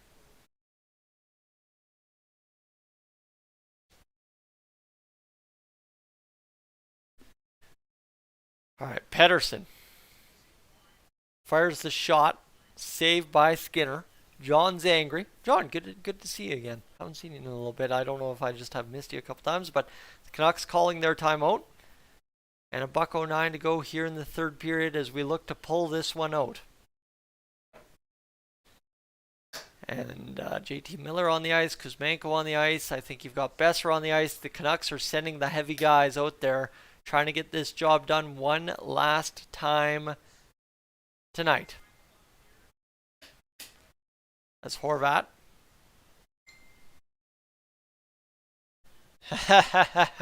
All right, I've been told what to focus on. Just not active in the chat, John. Hey, I'm good with that. I'm good with that. Thank you so much for being here. Canucks win the face-off, and they are to work. They've used their timeouts, so they don't have any way to kill the clock the rest of the way. And that one, shot in front, steered away by Stuart Skinner. Oh my goodness, that was right off the pad in front. And now the Canucks still with the empty netter. Derek Ryan killing the moments out there. We're inside the last 50 seconds to go. And this one will be JT Miller coming down the ice. He'll fire it around the boards. And this one off to a Canuck on the far side. Comes around again to Miller. Bouncing there and a play by Zach Hyman, who's got it ahead. And it will be Ryan Nugent-Hopkins. No post this time. He scores 4-2 this time. And the Oilers will seal the deal with 34.8 seconds to go. Thank you. Thank you. That is huge. The Oilers have done it.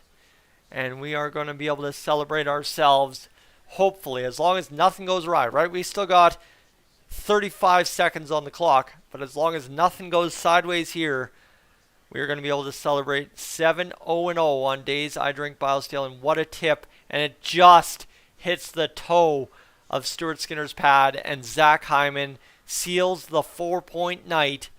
And the Oilers clutch up and finish this one off. It's Nuge's 22nd goal of the season, assist to Hyman, and Klim Kostin carries across the blue line. And now you can have your depth guys go out there and carry you home tonight. Friends, the beard is safe. Billy, yeah, I was getting worried about that. Here we go. 12 seconds to go in the third period, and the Edmonton Oilers are going to carry you home tonight with a 4-2 win and the end of the Bruce Boudreau era in Vancouver, more than likely. Brett Kulak guarded the puck, finished it off. And, all the Canucks assistant coaches handing off and saying, hey, Bruce, thanks for everything. And that's where we're at. Bruce Boudreau is going to sit on the bench and take it all in one last time. And he's clapping to the fans, making motion. Man's crying on the bench. The man is crying on the bench. That is fantastic. He made mention to the crowd for everything they have done for him over the past several games. The Oilers improved to a 6-game win streak. And that's an emotional finish to the game, that is for sure. Stuart Skinner takes home a 2-goal victory yet again, and that is fantastic for the Oilers, friends. We win, and we are now in third place in the Pacific Division, with the Seattle Kraken and Vegas Golden Knights doing what they're doing. The Golden Knights winning 6-2. The Kraken in overtime against the Colorado Avalanche. So it will indeed be the Kraken in the 2-hole, the Oilers in the 3-hole, and the Vegas Golden Knights in the lead position at the end of the night. Seattle will be at 59, the Oilers are at 57, and the Vegas Golden Knights are at 60. Friends, thank you so much for tuning in tonight. Really appreciate you being along for the ride. I am going to head up on out of here. Thank you so much. I'm Tyson. This is Dolynny TV. I will catch you in the next one, but before you head out, consider hitting that subscribe button. Thanks for everything tonight. Again, one last mention to the chat for being phenomenal tonight, and we will catch you all tonight.